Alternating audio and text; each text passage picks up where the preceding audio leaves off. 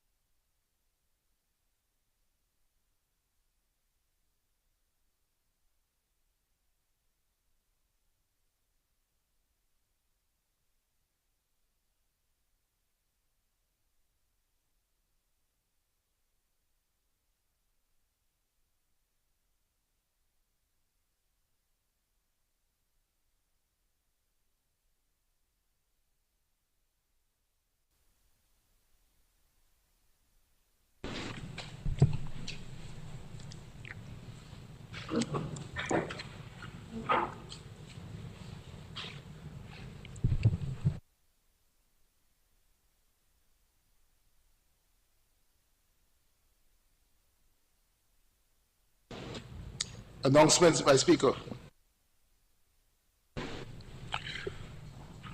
Good morning. We are back here today. So debate will resume, but just a short announcement. I'm deeply saddened to announce that we have a funeral today of Miss Fiona John Baptist of Monwatchet, the mother of Miss Patricia Paul, the senior clerk at the House of Assembly. So on behalf of the staff and Parliament, I would like to extend my deepest condolences to Miss Paul and her family.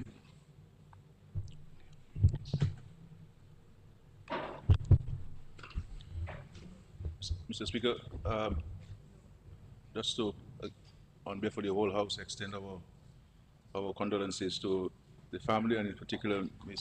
Patricia Paul, the senior clerk of the House of Assembly, and in deference to the funeral this afternoon, which begins at 3 p.m., we will adjourn Parliament to allow for the attendance at the funeral.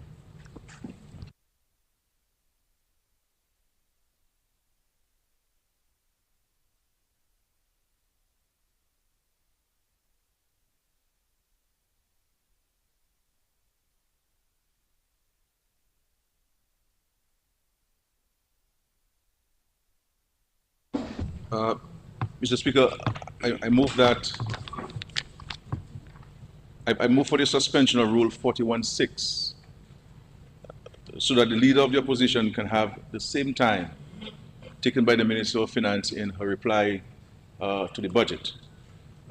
Ministers will be granted 1 hour and other members half an hour as provided for in the rules.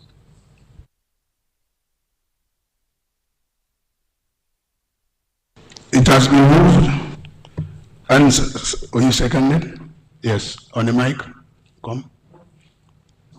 Mr. Speaker, I beg the second motion. Yeah, it has been moved and seconded that Rule 41(6) be suspended so that the leader of opposition be permitted the same time taken by the Minister of Finance to reply to the budget. Ministers will be given 1 hour and other members 40 minutes as provided by the rules. Those in favor? Those against? The ayes have it. Honorable Opposition Leader, the Minister of Finance started at 10:07 and ended at 12:02. So that is 1 hour less 5 minutes. 2 hours, sorry, less 5 minutes.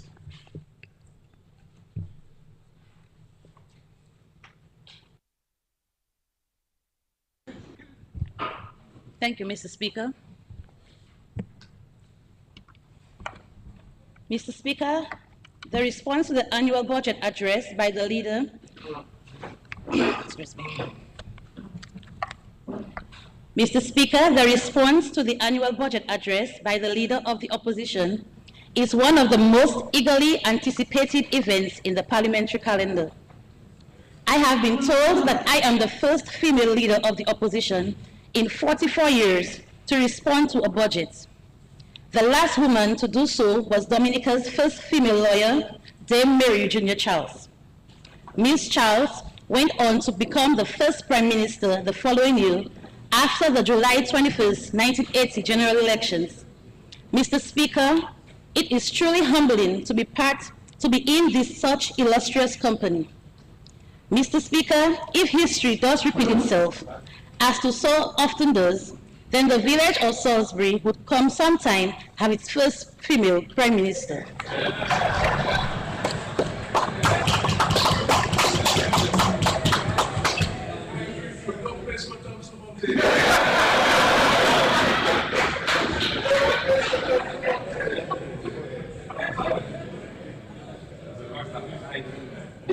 Mr. Speaker, while I am honored to be standing here as the leader of the opposition, responding to the budget, I do so with storm clouds gathering over our country and against the backdrop of an economy in free fall. Mr. Speaker, this budget falls woefully short of what is required to resuscitate the moribund economy. The theme of this year's budget, resetting to ensure the judicious use of government's limited resources, is an indication that this government is intellectually bankrupt. After 23 years in power, they are stale and have clearly run out of room. No amount of resetting can make this government fresh and bristling with ideas. Mr. Speaker, the present economic situation in Dominica is dire. The economy has come to a complete stop. Our capital city, Roseau, once buzzing with locals and tourists, is now largely deserted except for Montford. Supermarkets in Roseau no longer have long lines. People shop with baskets, not only trolleys. Shops in Portsmouth and in the villages are struggling. Bakeries are now extending credit to customers by the 10th of the month. The only thriving private sector businesses now are the funeral homes. Mr. Speaker, Dominicans are unable to meet their basic needs. With food prices rising daily, rampant inflation has reduced drastically the purchasing power of our citizens. Dominicans are now experiencing poverty they never thought they would have experienced in their lifetime.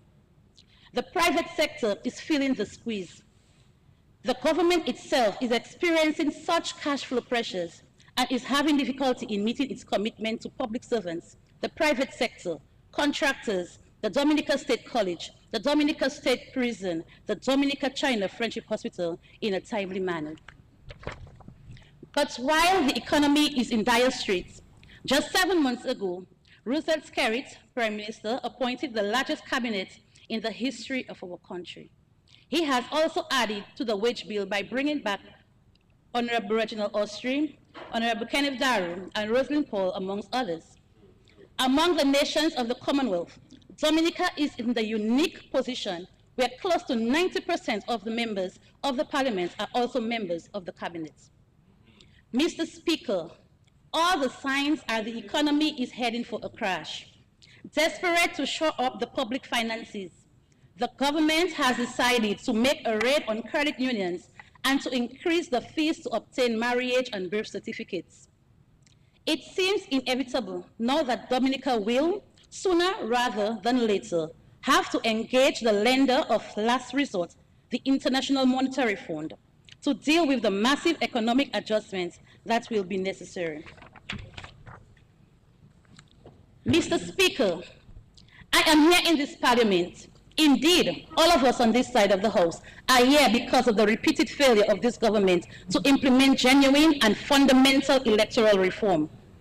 Recommendations from the Organization of American States, the Commonwealth, CARICOM, have been ignored over the last 15 years by the Skerrit administration.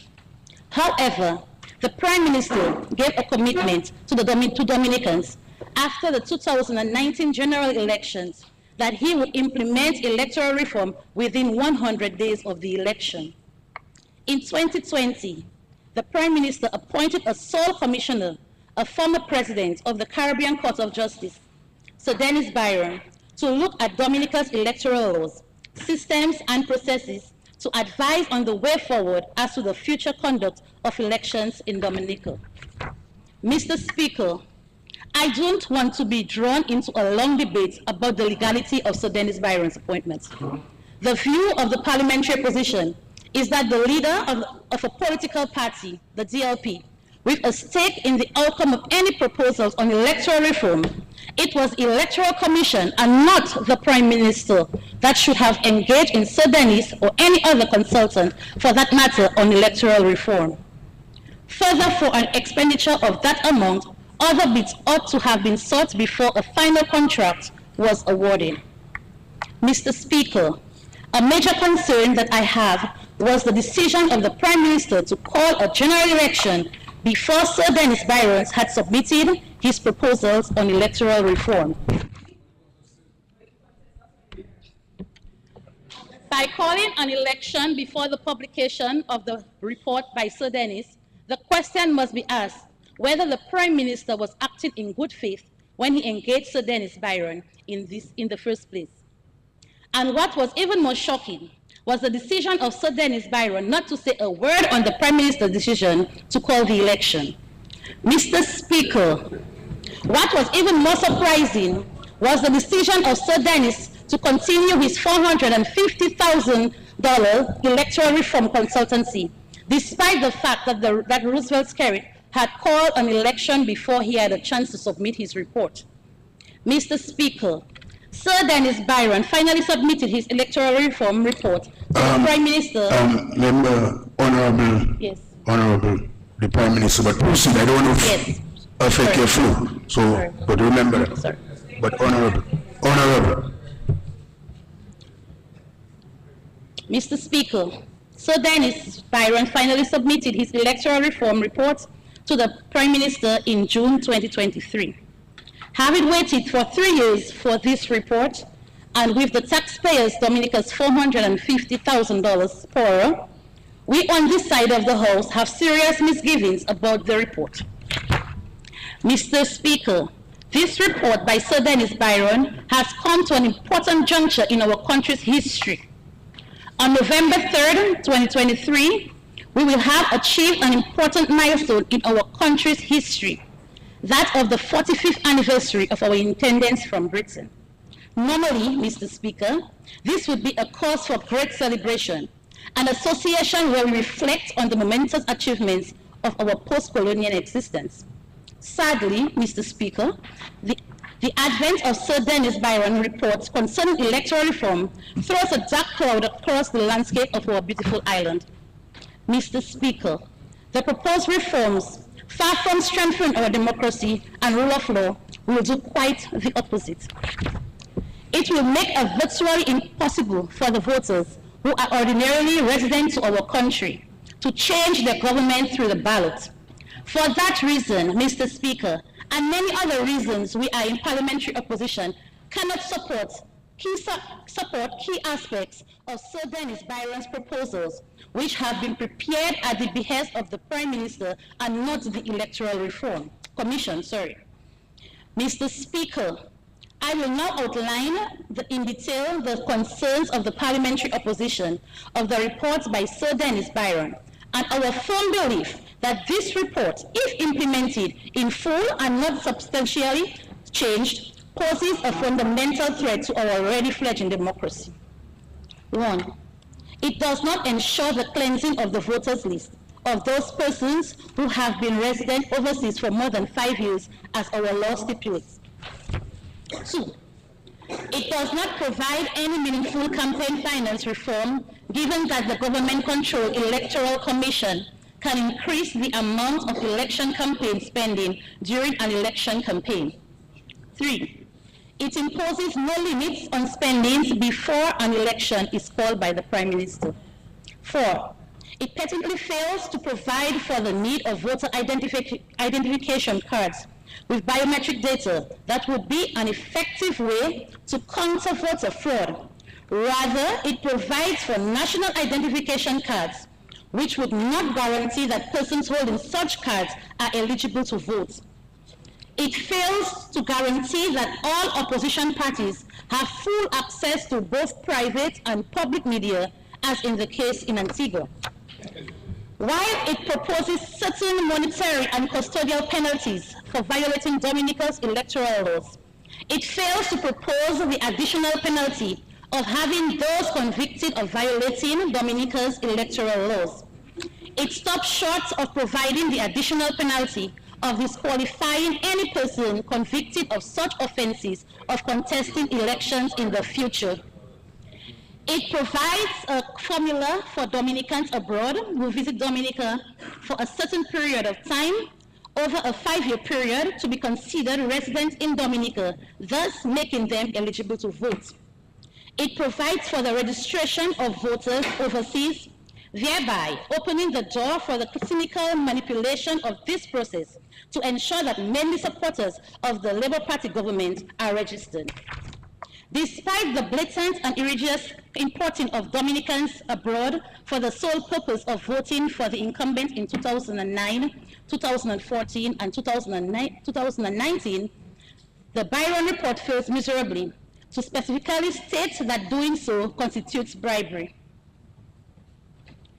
Mr. Speaker, the people of Dominica are profoundly disappointed by the Wednesday, July 19, 2023 announcement by the United Kingdom's Home Secretary, Honorable Suella Braverman, that effective that very day, citizens of the Commonwealth of Dominica, along with the citizens of Honduras, Vanuatu, Namibia, and East Timor, will need to apply for the visa to travel to the United Kingdom.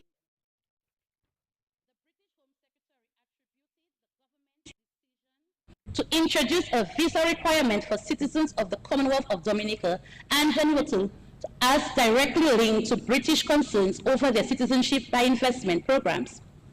Mr. Speaker, in her remarks to the House of Commons, Honorable Braverman commented, and I quote, "Careful considerations of Dominica and Vanuatu operation of the Citizen by Investment Scheme has shown clear and evident abuse of the scheme, including the granting of citizenship to individuals known to pose a risk to the UK," end of quote.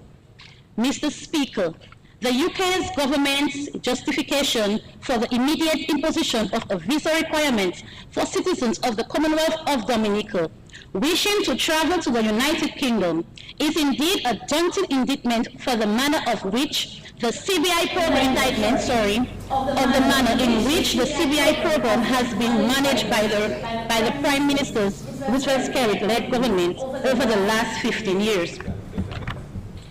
Mr. Speaker, I listened carefully to the statement of the Prime Minister in an address to the nation made hours after the UK government, in which he attempted to respond to the shocking indictment of his government's CBI program by the British government. Mr. Speaker, permit me to highlight parts of the Prime Minister's address, and I quote, "The decision on the British government is unfortunate and it hurts, but it shall not be a permanent harm. We will increase our efforts in showcasing our robust due diligence and risk mitigation efforts on all fronts. Dominica has the most proactive and robust due diligence processes, which vets anyone who wants to obtain a Dominican passport. The vetting process is multi-layered and handled by top-rated due diligence agencies based in the UK and in the USA. Dominica has taken the lead in this region in seeking regional coordination in the various CBO programs and in discussing ways to safeguard all these programs. Our nation implemented 6 CBI principles proposed by the United States including the implementation of mandatory reviews for applicants 16 years and older and for applicants of the CBI program.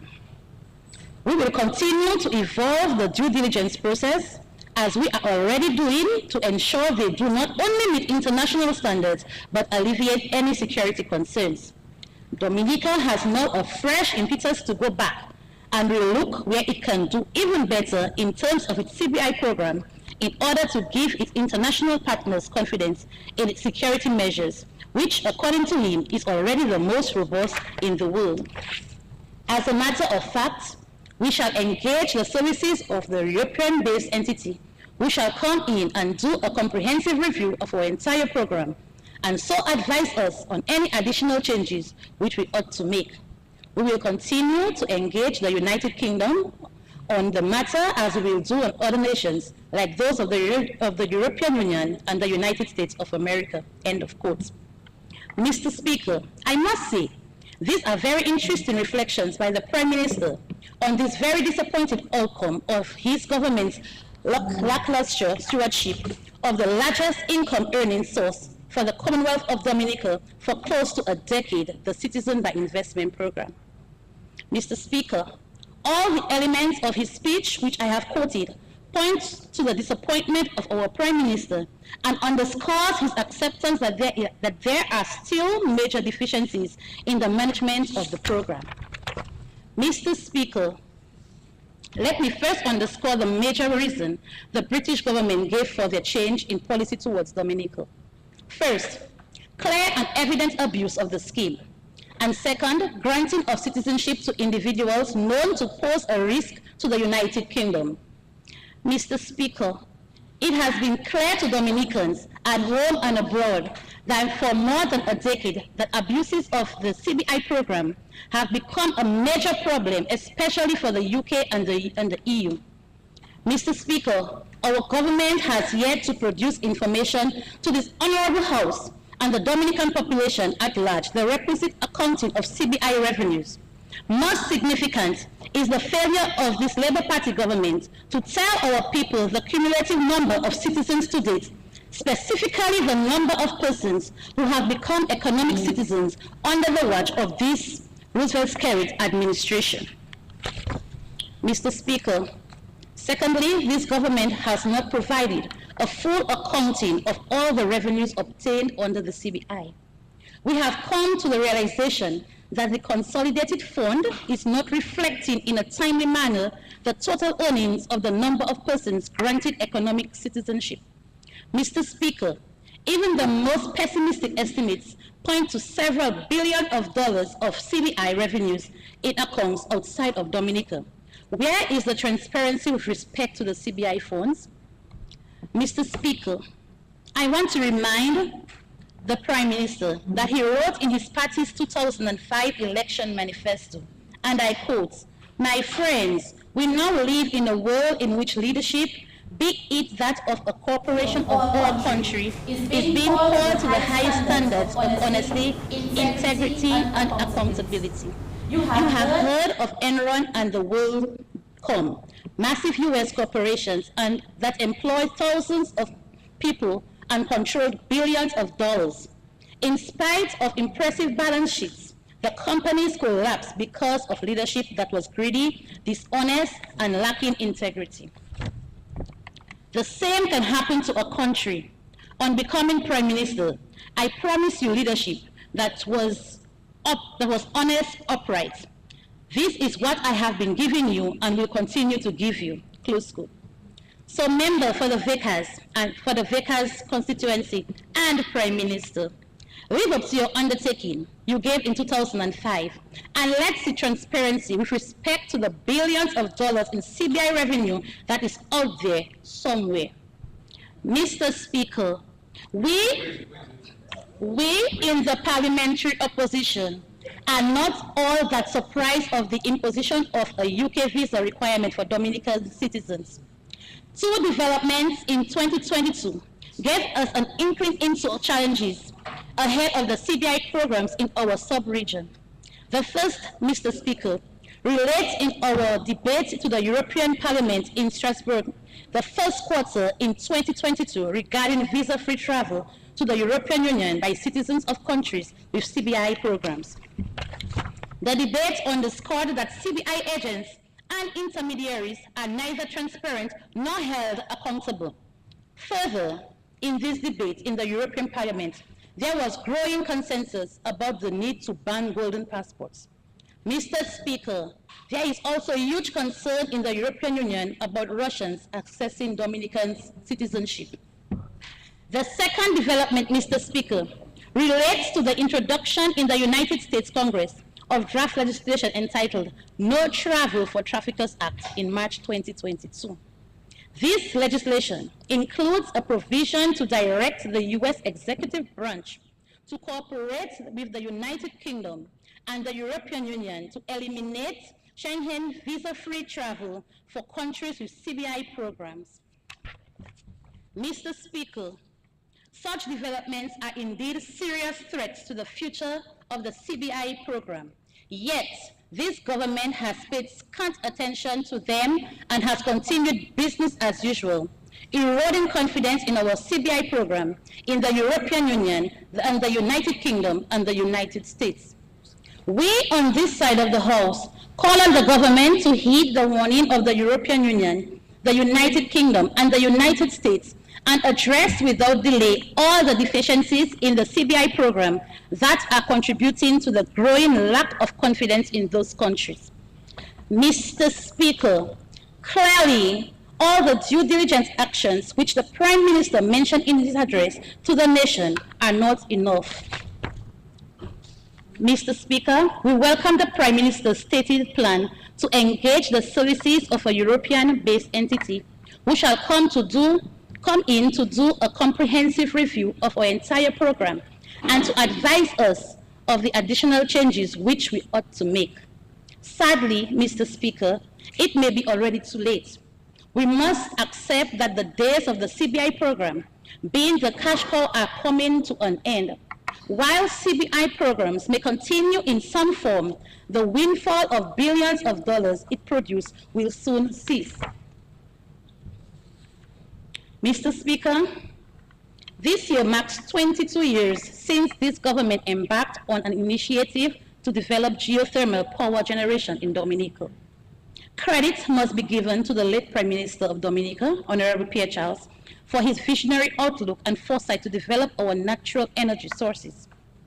At the 2002 United Nations World Summit on Sustainable Development in Johannesburg, South Africa, Pierre Charles laid out a vision for 100% renewable energy generation in Dominica with geothermal as the leading source.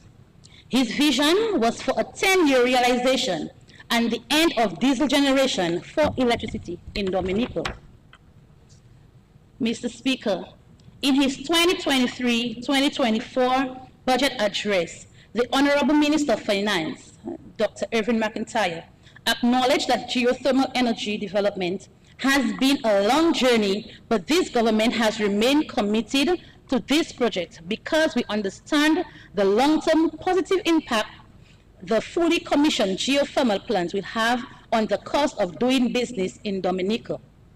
Mr. Speaker, the government's geothermal energy objectives are indeed noble and in the nation and in the national interest, but the burning question that arises is how much longer should the people of Dominica have to wait to see geothermal power generation and the associated drop in the price of electricity to Dominican consumers?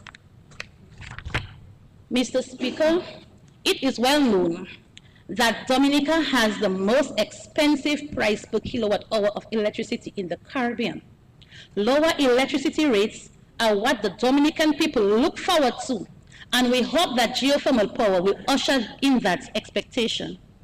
Mr. Speaker, the Minister of Finance did give us hope as regards to geothermal power generation and a decline in the high price of electricity. He spoke about the remaining components for geothermal energy development, namely the construction of the power plant and the building of a new high-capacity transmission network with transmission lines that will be placed on the ground. What he did not say, Mr. Speaker, is what is the timeline for geothermal power generation to become a reality in Dominica? Mr. Speaker, at the UN Climate Change Conference in Paris, France in December 2015, the government of Dominica made a commitment to have 100% generation of electricity through renewable resources by 2030 and to reduce greenhouse gas emissions by 45%. That, Mr. Speaker, was 8 years ago. And now the clock is even ticking, given 7 years are remaining on honoring these important commitments. Mr. Speaker, in that period, our dependence on diesel for 67% of our electric power continues to this day along with a high level of carbon emissions and with no end in sight. We have not paid much attention to energy efficiency, especially reduction of transmission lines losses. And we did very little development of solar and wind energy, and we placed all our focus for renewable energy on geothermal power. Mr. Speaker, it is in the national interest for the government to inform the nation of the cumulative financial outlay for geothermal energy to this day. Mr. Speaker, more than 15 years ago, 2 areas of the country were embarked for geothermal energy development, the Roseau Valley and Soufriere. Soufriere fell off the geothermal energy development radar, and no credible explanation has ever been given to the people of Dominica for the abrupt retreat and abandonment. Mr. Speaker, an agreement was signed in 2008 with West Indies Power Limited to develop geothermal energy in Soufriere, but they reneged on their obligations. In fact, the company promised that it would produce geothermal power in Soufriere area by 2010. This commitment never materialized. Mr. Speaker, our people have never been provided with an explanation as to why this geothermal energy venture in Soufriere collapsed. The history of geothermal development in Dominica will never be complete without our full understanding as to why Soufriere's geothermal resource was never fully developed by West Indies Power Limited. We know that millions of dollars were spent, but with no transparency, there has been suspicion and speculation. Mr. Speaker, we in the parliamentary opposition fully support renewable energy development as the only future for energy sustainability in Dominica. To enhance our status as a nature island of the Caribbean, we must hasten our efforts towards 100% generation of green energy. Mr. Speaker, the proposed 10-megawatt power plant in Loda is no doubt a step in the right direction, but we hasten to ask 2 questions. Firstly, will this plant fully produce the electric power currently generated by diesel? And secondly, will this plant replace diesel generation completely? Mr. Speaker, our goal as a nation must be to utilize all the natural energy sources towards becoming self-sufficient in energy and towards realization of a significant reduction in the price of electricity to Dominican consumers. Mr. Speaker, we are pleased that building a skilled human resource in geothermal engineering has been factored in the geothermal energy development plan. A cadre of geothermal engineers from Dominica will be pivotal to the sustainable management of geothermal energy generation in the medium to long term. Mr. Speaker, we concur that geothermal energy generation has great potential for economic diversification, attracting investments, and for exporting green energy to our neighbors. Prudent development of the geothermal energy endowment holds great promise for the future economic development of our beloved nature isle. Further, it must become abundantly clear to all Dominicans that geothermal energy generation is essential for Dominica to honor its intended national determined contribution to global climate change mitigation under the Paris Agreement and climate action aligned to the United Nations Sustainable Development Goal 13, wherein our nation aims to reduce greenhouse gas emissions by 2030. Mr. Speaker, the majority of Dominicans were left aghast when the Minister of Finance, Dr. Evan McIntyre, in his budget address, lauded Dominicans' healthcare system. He said, and I quote, "There is no one who can dispute the fact that Dominicans' healthcare system is far better now than it has ever been." Close quote. Mr. Speaker, the Minister of Finance is a former Minister of Health. He is also a medical doctor who has worked for many years in our healthcare system. Mr. Speaker, surely he ought to be aware of the dreadful state of our public healthcare system. Mr. Speaker, most Dominicans at some point or another have heard about the horror stories and experiences at the Dominica-China Friendship Hospital. It is indeed patently absurd for the administration to assert that Dominica has an effective and enviable health system.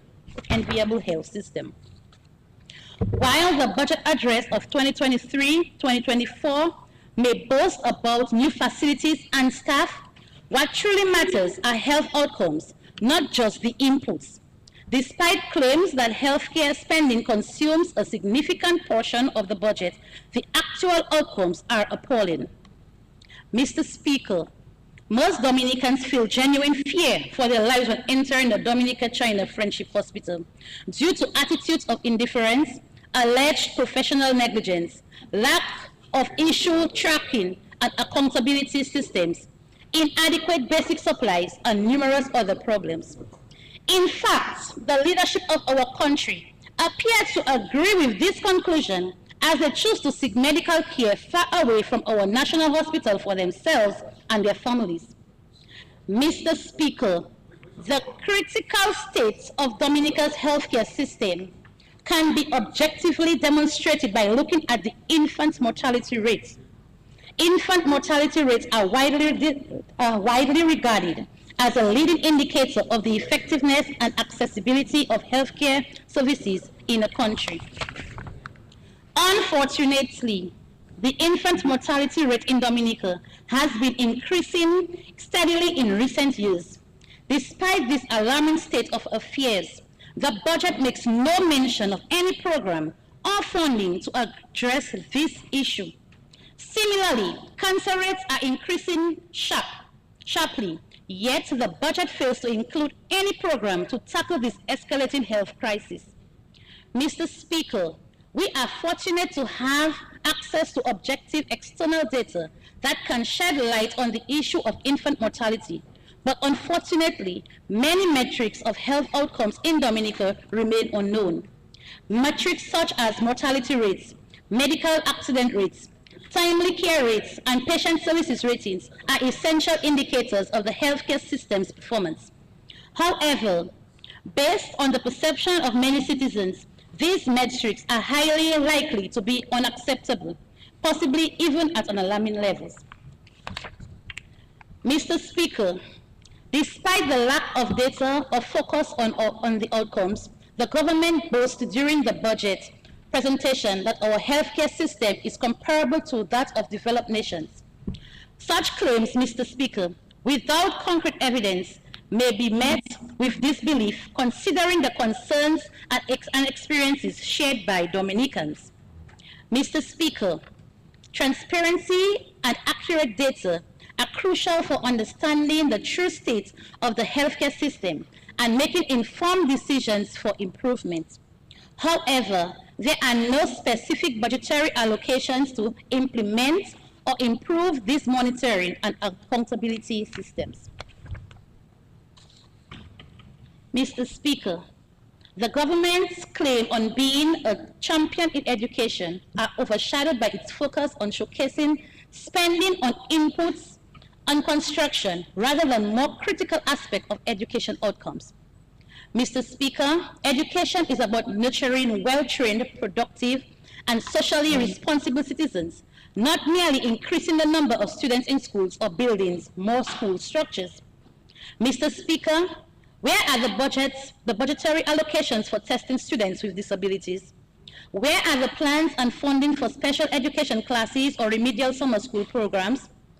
Mr. Speaker, the government talks about increased funding for teacher training, but fails to realize that the biggest obstacle for teachers is having students who are badly underprepared for secondary school.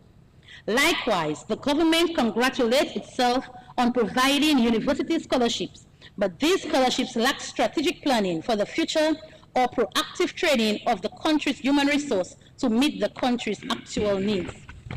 Moreover, Mr. Speaker, the administration's practice of awarding scholarships, partly based on political affiliation, leaves much of our country's best human capital sidelined, hindering the overall progress and development of the nation. Mr. Speaker, it would appear that this government has something against the Salisbury, Kulibistri, and Monrachet constituency. Mr. Speaker, the most potent weapon of the oppressor is the mind of the oppressed. I make this statement because it is evident that we in the Salisbury, Kulibistri, and the Monrachet constituency are being oppressed by this current administration. Mr. Speaker, I begin with the community of Kulibistri. On August 27th, what would be the relevance of bringing in this statement in the budget? I mean, which line item are you referring to? And I wanted to point out to you that you were imputing improper motive when you said that scholarships or assistance given to people who based on a political basis, but I didn't want to affect your flow.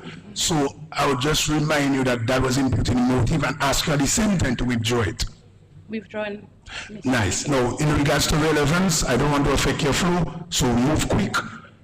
What is the relevance of what you're going to say here? Because you already started talking about housing, Mr. Speaker, roads.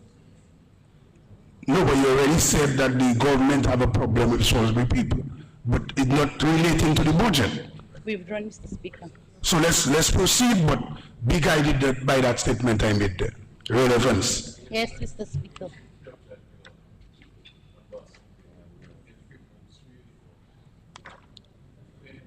Mr. Speaker, I begin with the community of Kulibistri. On August 27, 2015, this community was severely impacted by Tropical Storm Erika. This resulted in extensive damage to homes and displacement of residents. Thereafter, this community was declared as a disaster area. It's nearly 8 years since the passage of Tropical Storm Erika, and the people of Kulibistri feel abandoned by this current administration. Still reeling from the huge losses they suffered during Tropical Storm Erika, the same constituency was also impacted by Hurricane Maria. To date, nothing has been done to assist the residents. Mr. Speaker, I listen to the residents and their cries for help almost on a daily basis. Just imagine living in fear every time it rains. Most of the families are unable to relocate because of financial constraints. Many of the other communities that were also declared as disaster areas have already gotten keys for homes, which I am very elated for the recipients, except for Kulibistri. Why, Mr. Speaker? Why? Why is it? Mr. Speaker, apart from the fact that the residents need homes, the government also needs to construct a river wall and a bridge. The bridge over the river was also compromised. The bridge, it hurts to see how a government who claims to love and is considered about the livelihoods and concerned about the livelihoods and safety of the citizens of the Commonwealth of Dominica can have the residents of Kulibistri living in this nightmare. In the budget address, we heard of 344 homes that are going to be built in this fiscal year. The Minister of Finance also made mention of the various communities where houses will be erected. I want to remind this government that Kulibistri also is part of Dominica.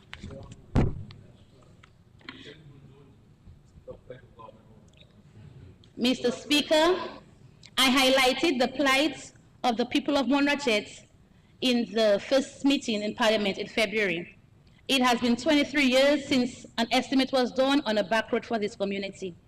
Mr. Speaker, 23 years is an extremely long time to have the people waiting, as there is only one way which serves both entrance and exit to this community.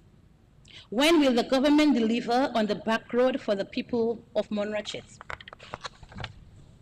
Mr. Speaker, for decades, Salisbury has been and still is one of the most progressive and productive communities, but we also have urgent need for requiring adequate allocation of public funds. In agriculture, we need feeder roads development in the heights of Salisbury, Guomon, Petit Makushri, to name a few. We have been through our darkest times under the administration for our feeder roads. To this date, we still have not seen any sign of work being started on any of these feeder roads. We need a food processing and a packaging facility to export of our produce. We need more shipping access to regional and agricultural markets. Mr. Speaker, if this government is indeed serious about increasing revenue from agriculture from $274 million in 2022 to $700 million by 2030, then it needs to pay greater attention to the feeder roads in Salisbury. In sports and recreation, we need the government to work with the village council in Salisbury to develop the Salisbury playing field. The Salisbury basketball hard court also needs to be repaired and upgraded. In health, Mr. Speaker, need I say that we are in need of a bigger and more upgraded health facility. With the growing population in this community, the health team suffers many challenges. These challenges include inadequate space at the facility. There is no kitchenette, limited essential supplies for work. They need proper beds, suction machine, nebulizer machines, crepe bandages, just to name a few. Mr. Speaker, in the early part of my address this morning, I spoke about storm clouds hovering over the Dominican economy. I know many Dominicans had been hoping that this year's budget would provide some relief, but alas, their hopes have been firmly dashed. The measures in this budget will not reverse the economic decline, which has been evident for some time. The initiatives contained in this budget fail to address the almost insurmountable economic challenges that the country faces.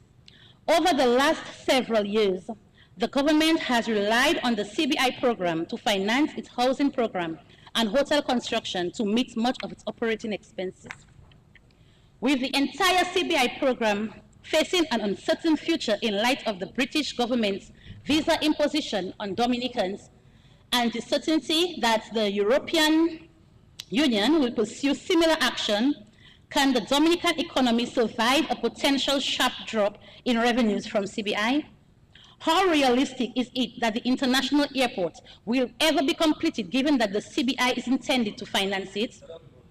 Total debt service for this fiscal year is projected to be over $100 million. The debt to GDP ratio is close to 100%.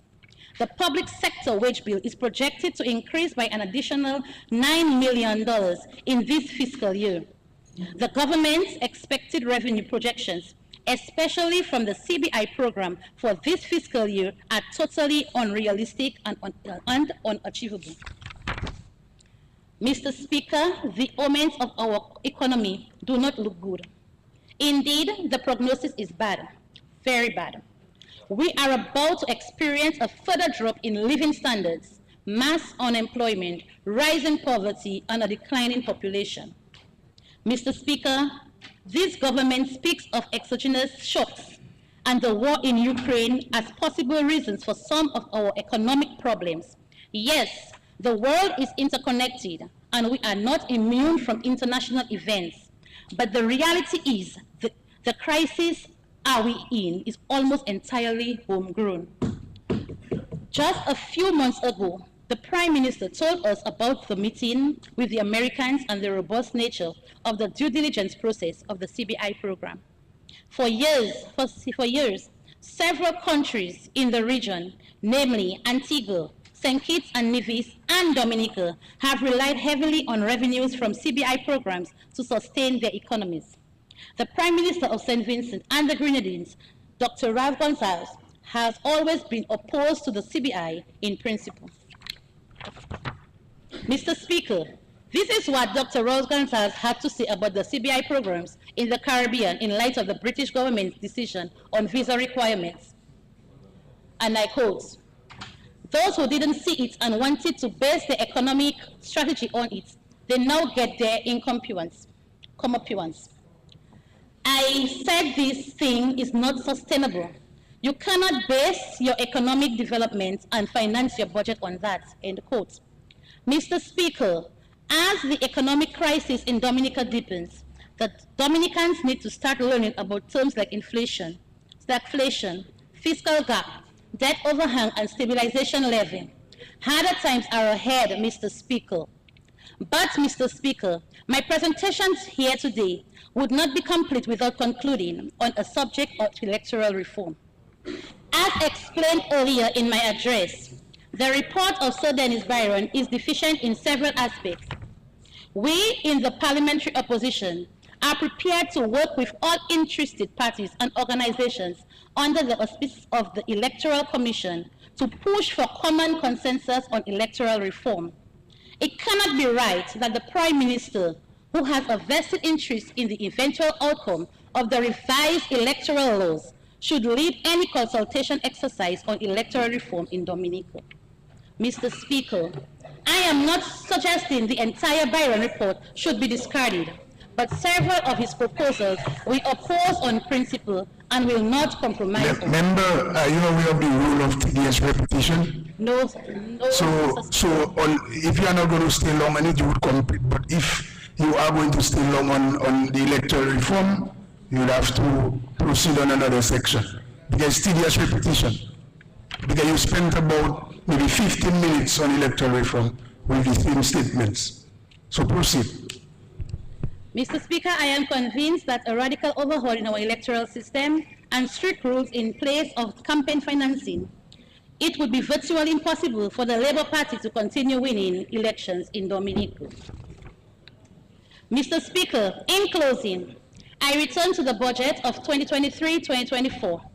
It's indeed astonishing that this government believes it can raise more money from CBI this year than last year in spite of recent developments. Mr. Speaker, this budget fails to deliver on generating broad-based growth. It fails to state what it intends to do to lessen the crippling impact on the population of high and rising food prices. It fails to map out a clear and coherent economic strategy now that we know that the CBI's programs days as a major revenue source are almost over. Mr. Speaker, this is another budget of soundbites and fluff, devoid of clear pathways to get our country out of the rut it is in.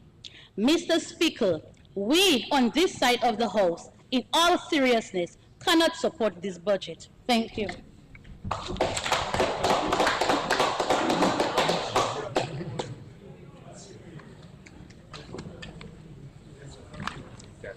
Yes, Honorable Henderson, Doctor, proceed.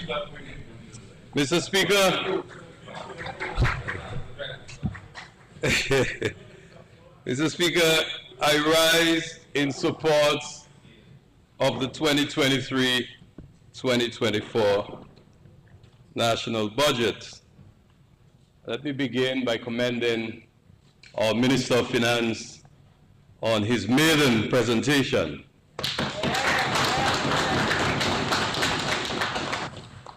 Mr. Speaker, I also want to take the opportunity to recognize the guidance of our Prime Minister in that process and the contribution of my colleagues and the staff of the Ministry of Finance, the Financial Secretary, the Secretary to the Cabinet, the Permanent Secretary of the Office of the Prime Minister, and all the public officers who've contributed towards this process.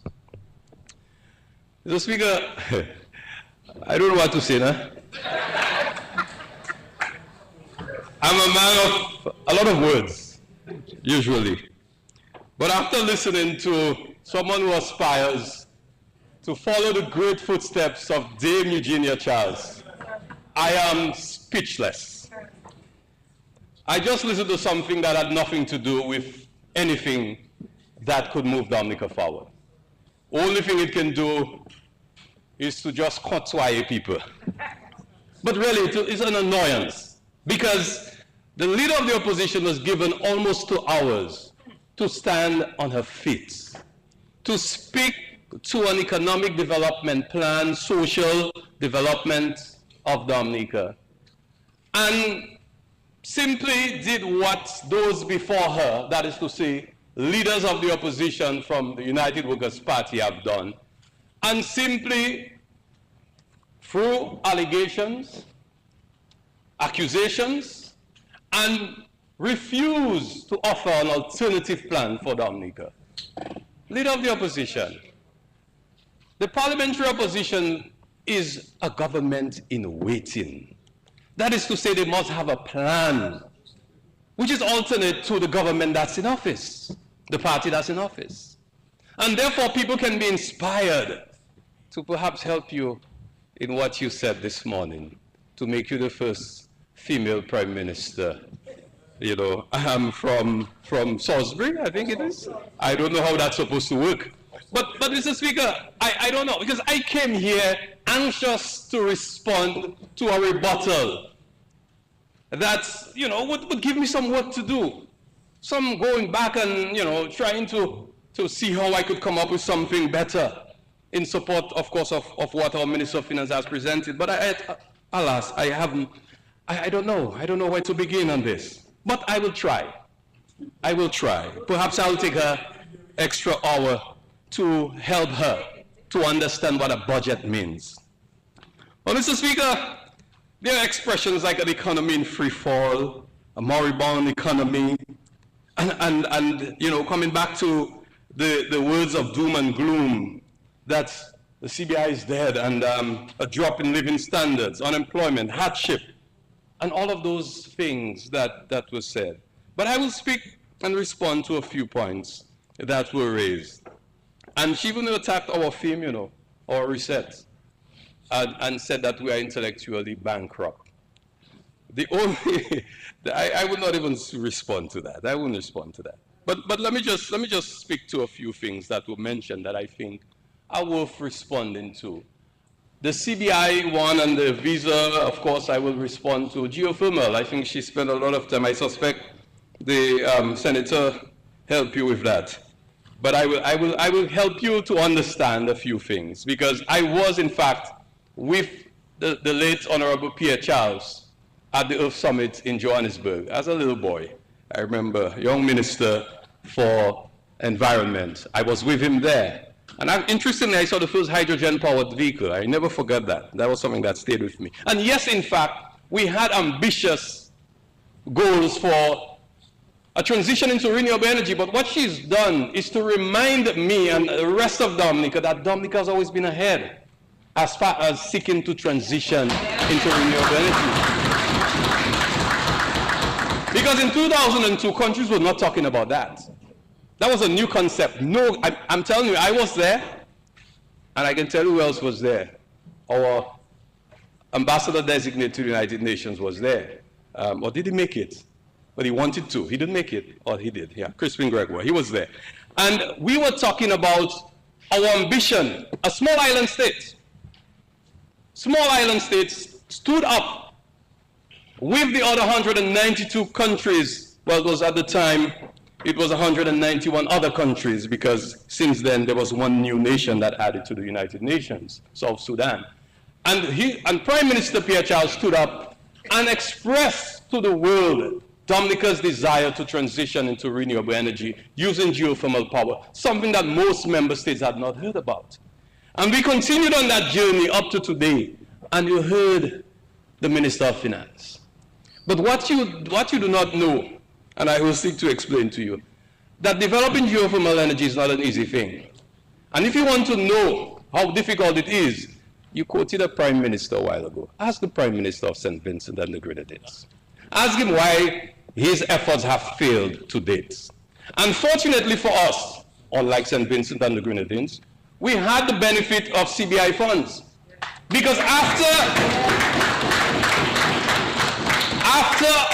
our efforts with the World Bank failed to attract a proper tender process or bidders for the tender process, it is this Prime Minister, Honorable Roosevelt Skerrit, who said to me, "Comrade, we're going ahead.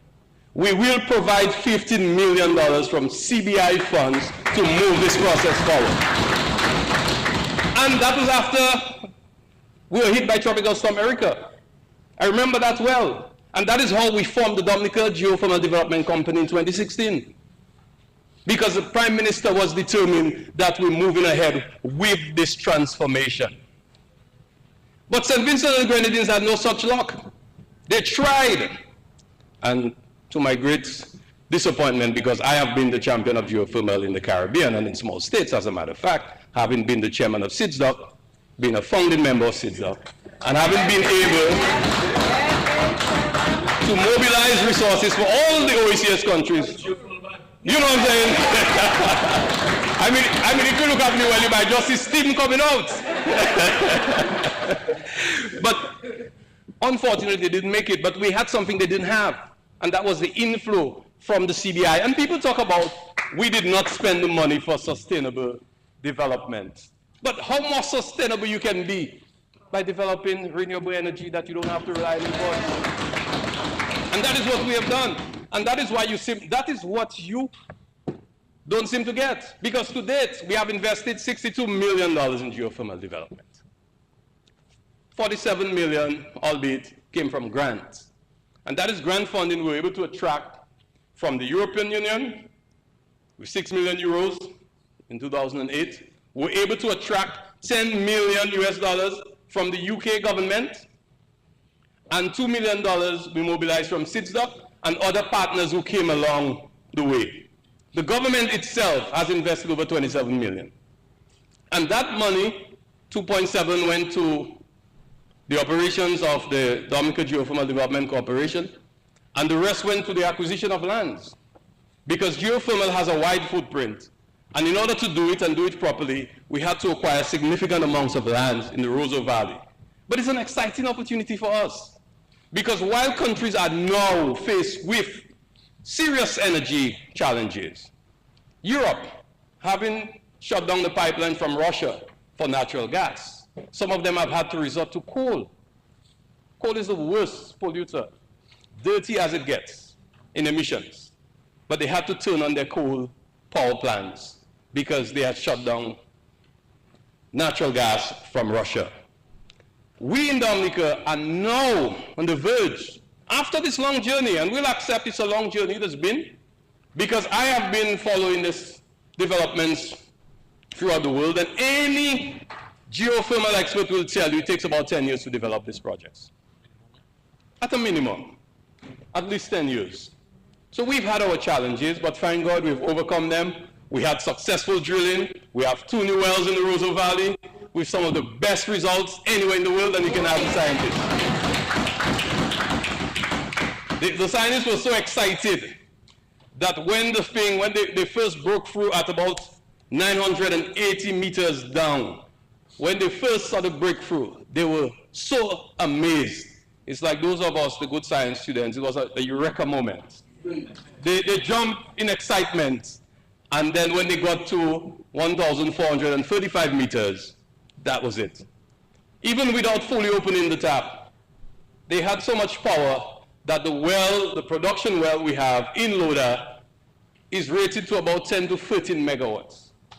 10 to 13 megawatts. Now that is in addition to a 10 megawatt well that we already have there. We have had since 2014. Tested. Remember, Minister, you were Minister at the time, Honorable Blackmore. And we did that first well. We also have additional backup wells in that area.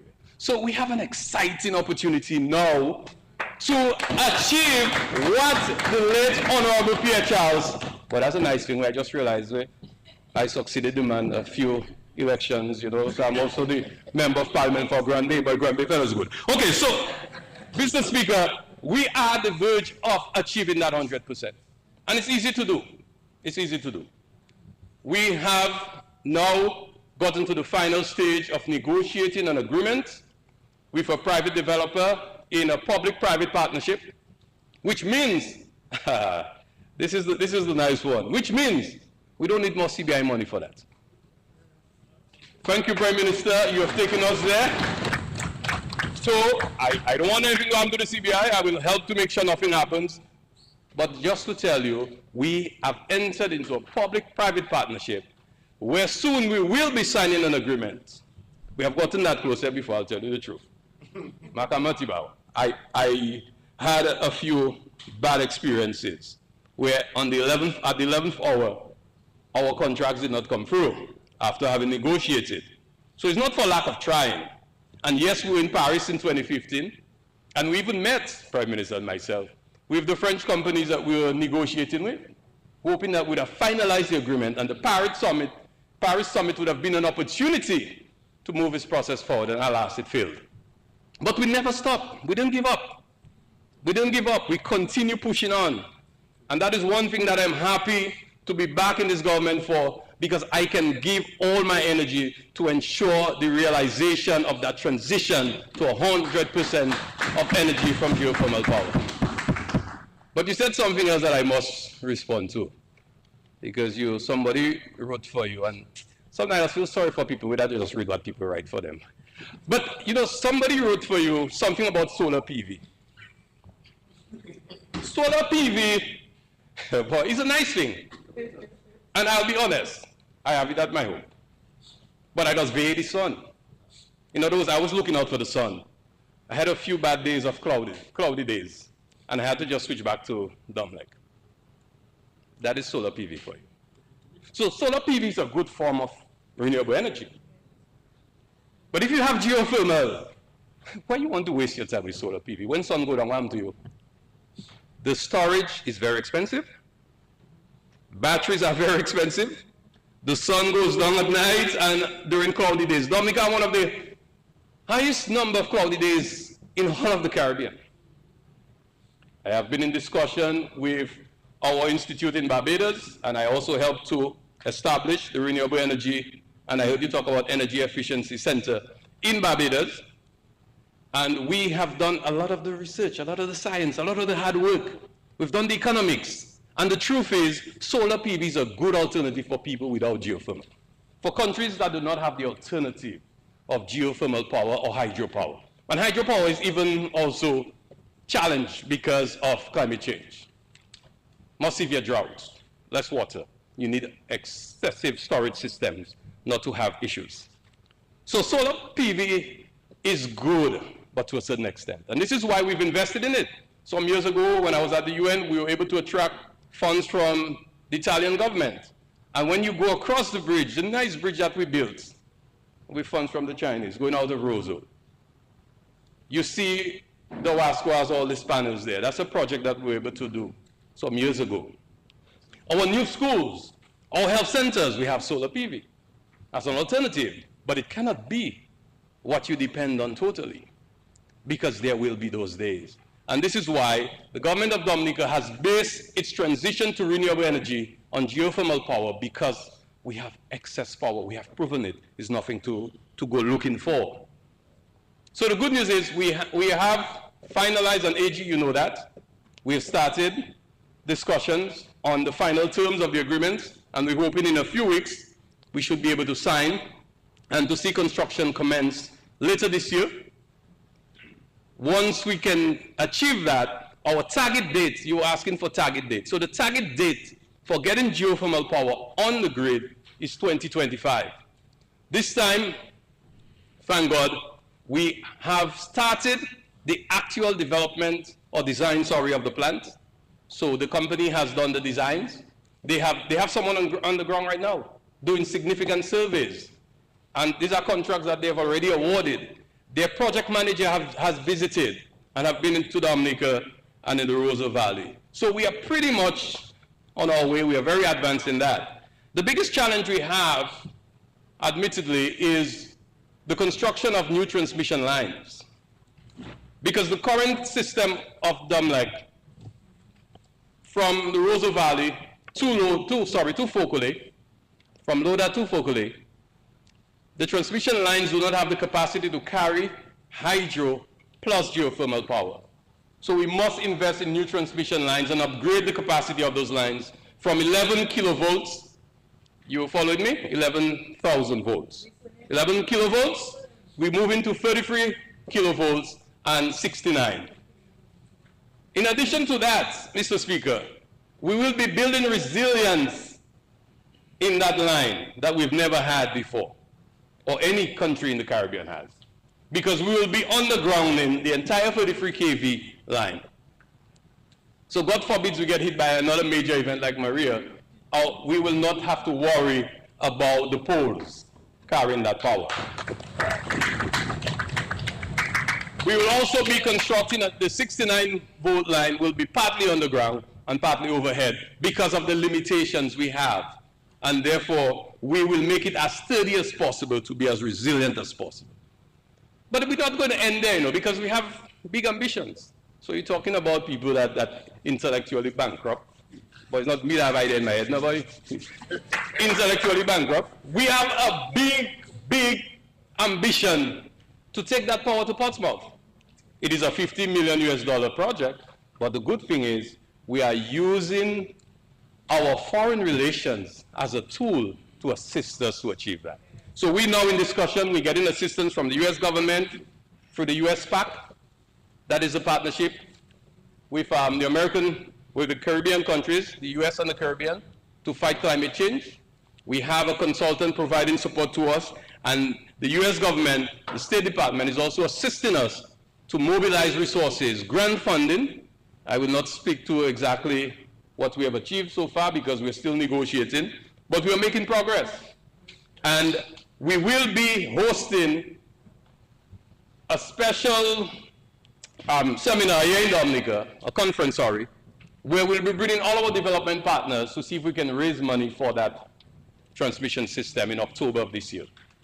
And that conference is going to put Dominica at the forefront in the Caribbean and in small island states for our ambition to transition to renewable energy and to build resilience. So that is something we're looking forward to. So we are making progress. We are making progress. And I think, sorry to tell you, Madam Leader of the Opposition, they give you those lines at the wrong time. I'm sorry to tell you, because we are there. We're not thinking and tattooing, trying to find our way. We know our way. We have found our way, and we are there. I live in that electoral reform thing alone, because I find the person I write that for you didn't help you. That electoral reform thing, and you want to challenge Sudan is in. I hope you won't hold me up to that. I'm not going to respond to that one, no? Because to me, I respond? Well, you know, you ask for electoral reform. And you know what I find so laughable? And that's what I'm saying. Be careful, my dear. Be careful, sorry, Madam Leader of the Opposition, member for Salisbury. Prime Minister. When people, Prime Minister in waiting, be careful about those who are advising and guiding you. Because you just tell us, Bode, how you come there now? You get it? You didn't get that? Oh, that was too fast. Say it slower. You became leader of the opposition by virtue of the fact that the opposition party, the United Workers' Party, felt that they should not participate in the last election because they wanted electoral reform. So they don't run and you win. That is how you there. There was no electoral reform to bring you there. You are here. And you're going to read that foolishness that the fellas outside they wrote for you and you're inside. You contested. You participated. So if it was not a legitimized system, then you have no right to be here.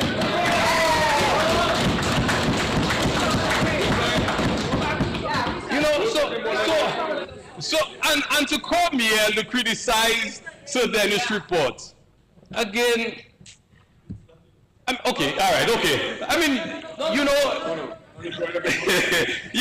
I mean, when you think about it, I mean, really and truly, this is as nonsensical as it gets. You should not have repeated those words. If you have issues with Sir Dennis Byron's report, there will be the opportunity. The Prime Minister has said it. And I see Honorable Darrell. We have, in fact, an entire schedule for consultation. You can bring all of Salisbury, all of Montrachet, all of Kulibistri if you wish. People will participate in the process, And it is only then, with the guidance and support of the OAS, the Organization of American States, the personnel, the experts that they will send, the Commonwealth Secretariat, and don't watch me funny, Senator. You may be saying, we'll use the Commonwealth Secretariat because he's our people. We bring in the OAS too. It's not our people. Remember what they did to us. So we bring in all of them to participate in the process so that you can express your views. Don't come there reading some nonsense and attacking the report. Get the people to speak for you and speak their minds and say what they would like to see in a modernized system of our elections process. And that is what we should be talking about. And to try to cast aspersions on the Prime Minister and to say that he should not be the one contracting the services. But he didn't write the report. We didn't write the report. So then he submitted his report. You were asking for it, you remember? The opposition was asking for the report, gave deadlines for the report. And as soon as they got the report, they shifted the debate and now they're attacking something else. And that is the nature of the opposition. But let us talk about the visa imposition in the UK. And sometimes I hear people say things, and I wonder sometimes they really think about what they're saying. Because it is this government that has been able to expand, first, our diplomatic relations. When we came in, we only had 42. Now we are 150 going. Although when I went out to sign some and to establish some and to create new relations, some people were asking what I do in there, but I was there because that's what a foreign minister is supposed to do. I can't sit down Roosevelt, go Granby and chill out and think that is the work of a foreign minister. A foreign minister must go foreign, as they would say. But we are able to expand diplomatic relations and to get visa exemptions and visa waivers with countries throughout the world. Oh, of course, the loss of visa-free access to the UK is a major blow. I will admit. It's a major blow. Not that many of us go to the UK, but it is something as a Dominican I wish we didn't have to go through. And I remember the burden that I felt came upon me when I was in London on the 18th, and I was told that on the 19th, the announcement was going to be made. So I felt that burden. And I know the Prime Minister went at length to see how we could have averted that.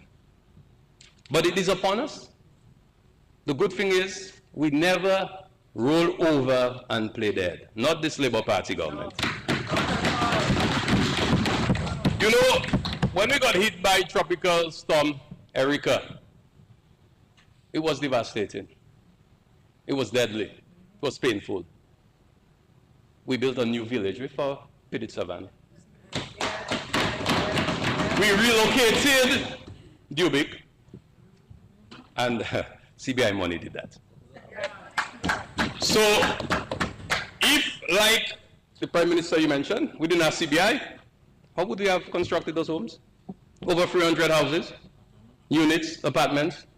You really want to quote somebody who is criticizing your government for having used something that basically provided for people that could have been life and death? And these people passed through Hurricane Maria and they survived. So then Hurricane Maria hit us, and I never forget, there's a particular fellow, he sings Calypso, he lives somewhere close to me. I remember I saw him the day after Maria. He might make a Calypso on me, but that's okay. He looked shell-shocked. And I remember someone stopped me just around the same time and said to me, boy, Ambassador, you think we think we'll make it, boy? You think we can come back? Now look at us today. Yes. Look at us today. Yes. Look at us today.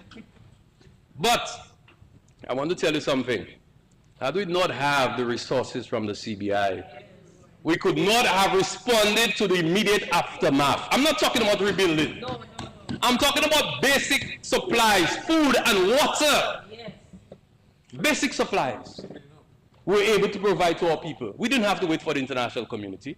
By the time the ships showed up, the French showed up, and we're grateful that they did, the Netherlands, the UK, the Canadians, they showed up. But by that time, the Prime Minister had already ordered a whole boat of supplies from Barbados to be paid for by CBI funds. The cleaning of the roads. You couldn't move around Roseville. You couldn't get to anywhere. Nowhere else motorable. I used to walk from my home to financial center back and forth every day for days. And look at us now. Look at us now, 6 years later. And that is because we had the inflows from the CBI. So imagine we didn't have Erica. Imagine we didn't have Maria. Boy, imagine that. So when I hear people talk about CBI revenue and how the government misspent and they didn't invest in things, absolute hogwash. Nonsense. Nonsense. Because had we not have those catastrophic events, we would have used those funds to do other things. Our airport would have been built already for us. So the imposition of visas will affect the CBI. I won't come here to you and give you stories. I'm not in no hose. I gotta have to translate that. You can just strike that out. I'm not in Tim Basek. I'm not giving those stories. I mean, the truth is, it will have some impact on the program. But we know how to fight. We are very resilient people. We are very resilient people because we have what it takes to solve very difficult problems. And we will solve this one. We will continue to work with the UK. And contrary to what some people are saying as if we have trouble with the UK, we have no trouble with the UK. And Dominicans will have easy access to the visa application process. Because the UK has assured us that they have placed the system online, applications can be made online, and from time to time they will come to Dominica to facilitate the process. So we'll reduce the cost, okay? Now, we also have to bear in mind, even the statement made by the Home Secretary, clearly if you examine the entire immigration process now in the UK is seeking to protect its borders. It's not unique to Dominica. But you will ask, why Dominica alone this time? Because Dominica is the most successful in CBI. We have the most applications. We have granted the most citizenship, yes, admittedly, because our program has been very attractive. So their concern is with the numbers. They're concerned with the immigration aspect and the security, I will say, because obviously, rule of thumb, you have 100 people, most likely one is bad. Even people among us, yeah, no, but that's the reality of life. The rule of thumb, law of averages. And therefore their concern became escalated. And then they said that some people from certain parts of the world, again, geopolitics. We find ourselves caught up in the center of the geopolitical row. And that is what we found ourselves, unfortunately, I have to say, in this situation. But we've also recognized that in order to address their concerns, and the Prime Minister said that on the 20th of July in his statement, that we will respond, and we have started responding. And as a matter of fact, we had already put a number of measures in place based on concerns that they raised. They felt that they didn't have the time to wait to allow us to make all the changes because they felt they had a clear and present danger to their country and their borders, and as a result, they took action. But we will continue to work with them, and we don't vex, At first you think we're far shade and we're not talking. We're talking to each other. I've been in touch with the High Commissioner acting as recent as yesterday. I remember one of my colleagues called me to ask me a question, and I quickly called, and they've been very responsive, and that has been the relationship. As a matter of fact, we even had to vote for them, but I see the fella there, he didn't reach Kenya. But we made arrangements, because we had to support their candidate for an international office. And that is what we do. Countries may disagree on one matter, may have some things to resolve, but we're still pressing on. And this is why we will still see the construction of the Lubia to Granby road funded by the government of the United Kingdom. Because we don't vex. We're working through the challenges. Sorry, I'm Member of Parliament for the Pitt 7 constituency. I wouldn't reach as far as Granby, but it's going to Bagatelle. So it is the Lubia to Bagatelle Road, and we will see the construction sometimes this year, and that is something we're very happy about, and we look forward to that. Our relationship continues to be very cordial, and the UK has always been a very good friend, and will continue to be a very good friend of Dominica. We will continue to work in the multilateral environment as well. I know there are a number of issues that they have that are active at the United Nations, and we will continue to support them. We know that there are some very controversial matters, others not so much. For example, the war in Ukraine is a matter of great concern to them, and we have been really working with them to see how we can continue to move the agenda at the United Nations and elsewhere as far as that is concerned. Mr. Speaker, we know, and similarly, our friends from the European Union have concerns, and they just published yesterday a number of areas that they think we can use as guidelines to strengthen our program. The good news is we've started. Even before they ask, we've started. Enhanced due diligence, for example, is something that we have started. We are now conducting interviews of applicants. That is something that we have reinstated, having removed it years ago. And there are a number of other areas that we will be really reforming or strengthening, because we recognize that as a program that has been so successful for over 30 years, that obviously we have to continuously improve, especially recognizing that success brings certain responsibilities and challenges, and therefore we must respond accordingly. As far as the US Congress is concerned, yeah, I remember that debate. I actually attended meetings with the Foreign Affairs Committee of the House, and there are concerns raised, but I think there was a knee-jerk reaction after Russia had moved into Ukraine, and they felt that they should ban golden visas because they were facilitating Russians. I, again, not criticizing any government, but if you go in certain cities in the world, you will find more Russian money than anywhere in the Caribbean, much less for Dominica. So they were trying to calm down on the Russians, and we end up being collateral damage. They took very strong views, but we had already taken our action. The Prime Minister had already given instructions that we will not be granting citizenship to Russians and Belarusians just after the incursion of Ukraine. So as far as that is concerned, that is not something for us to make reference to, because there are people in the United States Congress who have very strong views about people like you and I. And I'll say it as bluntly as that. It is not the Biden administration. They work very well with us, but there are those who would rather that we would find our place somewhere else and not even visit their shores.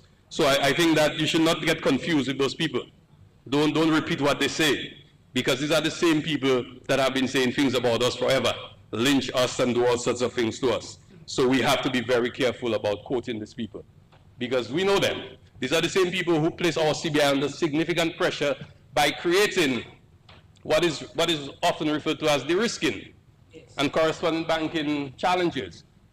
They passed a law in Congress that places tremendous burden on the United States banking system if they do business with our countries, not specifically us, but other countries.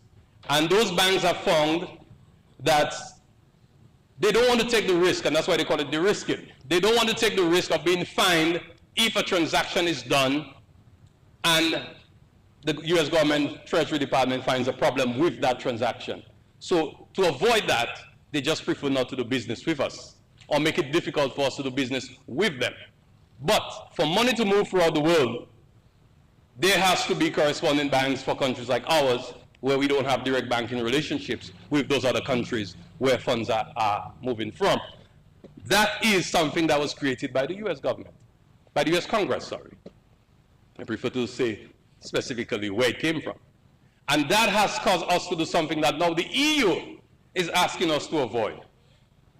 I will not speak more to it, but in due time, those discussions will take place. So really and truly, our CBI still has the opportunity to continue to play a major role in the revenue inflows for Dominica. We are committed to make the changes, and I'm sure in due time we will see those things unfolding. Mr. Speaker, I know the leader of the opposition took a swipe at our Minister of Finance with regards to our healthcare services. Clearly, there are concerns that have been expressed about healthcare services, and all of us, we should not pretend that we do not hear.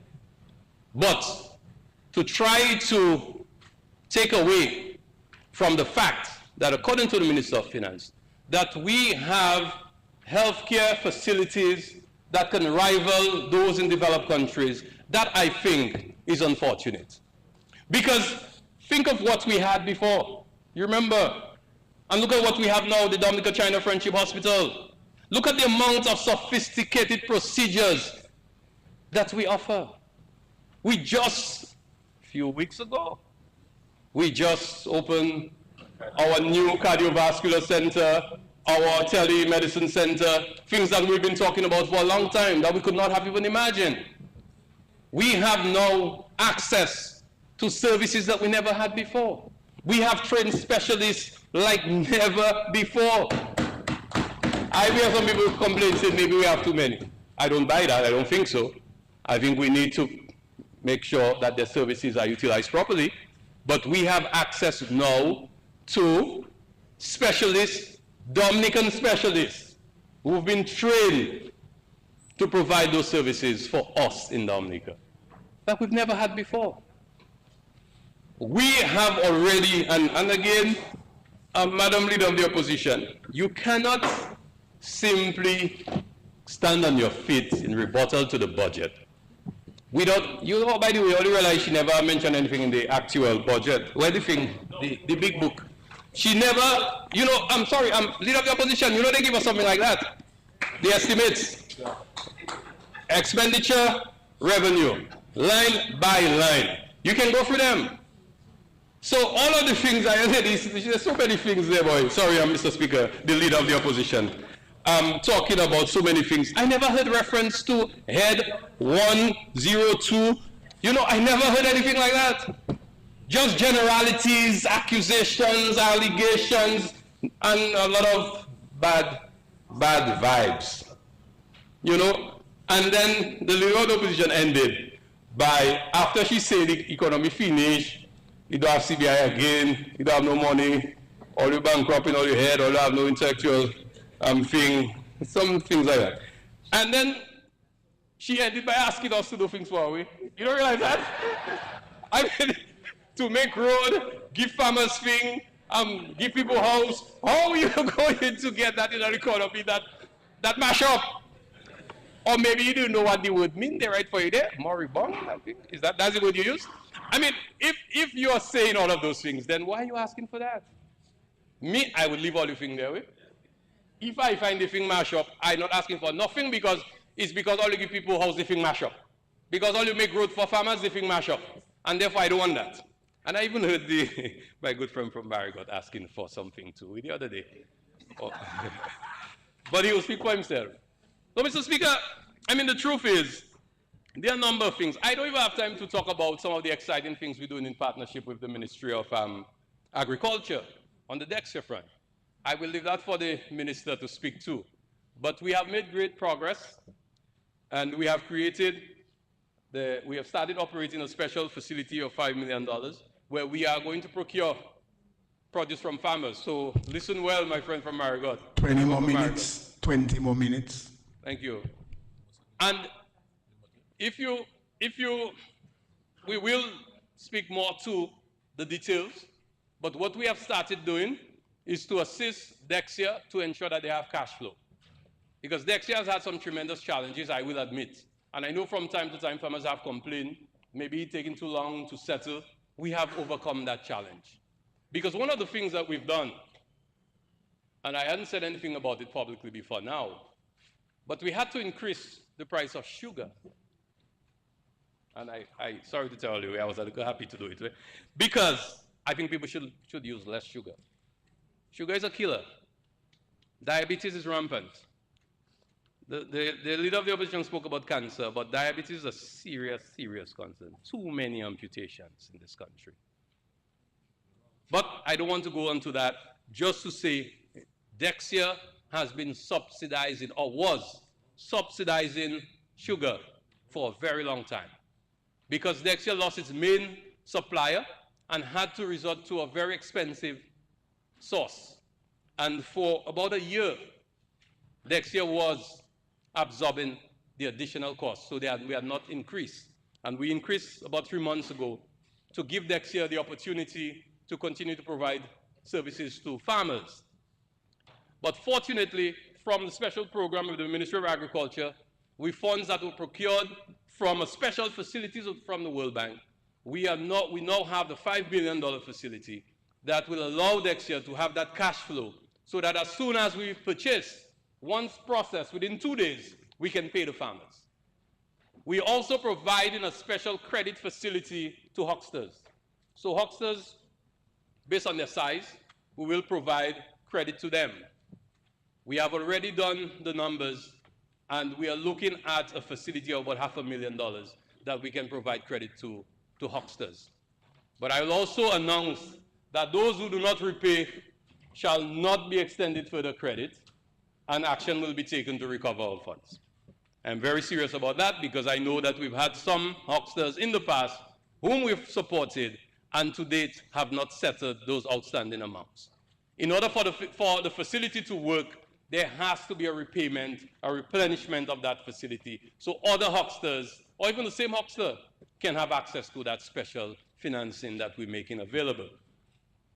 We've also earmarked $1 million to help us with some of our marketing and promotion efforts. We will be going out more.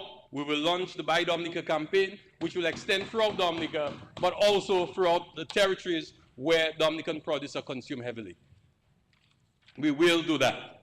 But as has been said, the best people to assist us, and I think the Minister of Finance also mentioned that, the Prime Minister is well known for saying that, it is us who must buy what we produce. I don't like to laugh other colleagues in other countries, and more so prime ministers, but our prime minister just said to watch what you eat and eat what you watch. But I will not say that. I will say, let's eat what we produce and produce what we eat. Because I think very often we find ourselves importing a lot of stuff that we consume all the time. And the Minister of Agriculture will tell you about the plan for import substitution. But the Ministry of Trade, we are also prepared to consider the imposition of tariffs. And as long as the Prime Minister and the Cabinet will allow me to do it, I'll do it, you know. Even if we have to put tariff in violation of the World Trade Organization rules, let them take us to the tribunal. Because I find it is unacceptable for us to be importing leafy vegetables, all sorts of things into Dominica. You want to import it, fine. You want to buy it, but pay for it. We'll put the tariff on it and make it uncompetitive so that our local produce will have the opportunity to survive in this market. So we're prepared to do that. We're looking at these options. In the meantime, we are working with the DHA, the Dominica Hucksters Association, hoping that more hucksters can utilize our pack houses to use the facility pursuant to the Fresh Produce Act of 2009, and to ensure that they can use that facility so we can, in fact, develop the Dominica label. I think that is where we need that consistency in the market, both in terms of supply and quality. In order to achieve the quality, we will need that the exporters go through a process where we can certify what is coming out of Dominica. And that is why we have reduced the cost of utilizing the pack houses. We had a couple meetings of the Huckster Association. I attended those, and we've had some discussions. We've come to some agreement. We'll be providing greater support and greater access to them so that hucksters can utilize our facilities. We've also decided to use some of the resources that we have to procure bulk procurements of packaging materials. So, of course, the cartons that they use, the boxes that they use to export, we don't want to compete with the DHA or put them out of business, but we realize that one of the highest costs for export, because uncompetitive in the market, is that our hucksters are paying too much for those boxes.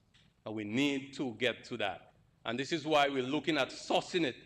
We're looking at sourcing, bulk sourcing. The DHA can join us with that. But bulk sourcing would be the answer to that. Even packaging material. You see the small agro-processors. You know how expensive it is for one of those little bottles thingy that they use? Very expensive.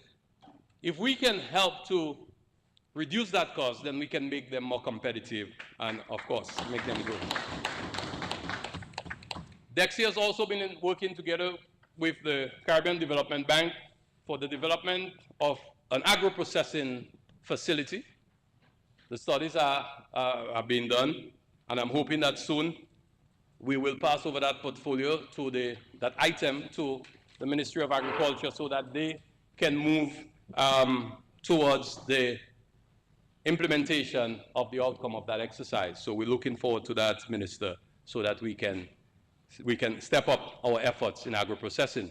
I will not speak more on that, but just to say that we will continue to work with the Ministry of Agriculture so that we can achieve some of those targets that we have set.